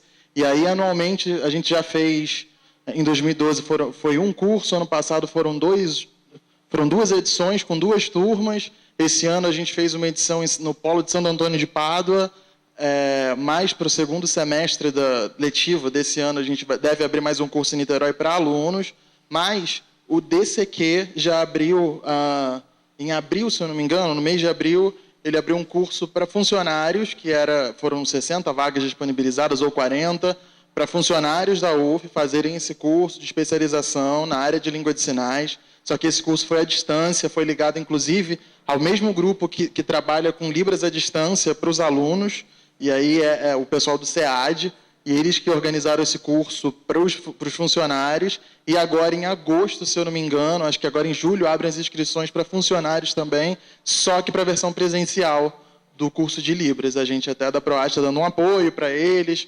para ajudar a divulgar isso. Acredito que no início de julho já esteja aberto para os funcionários.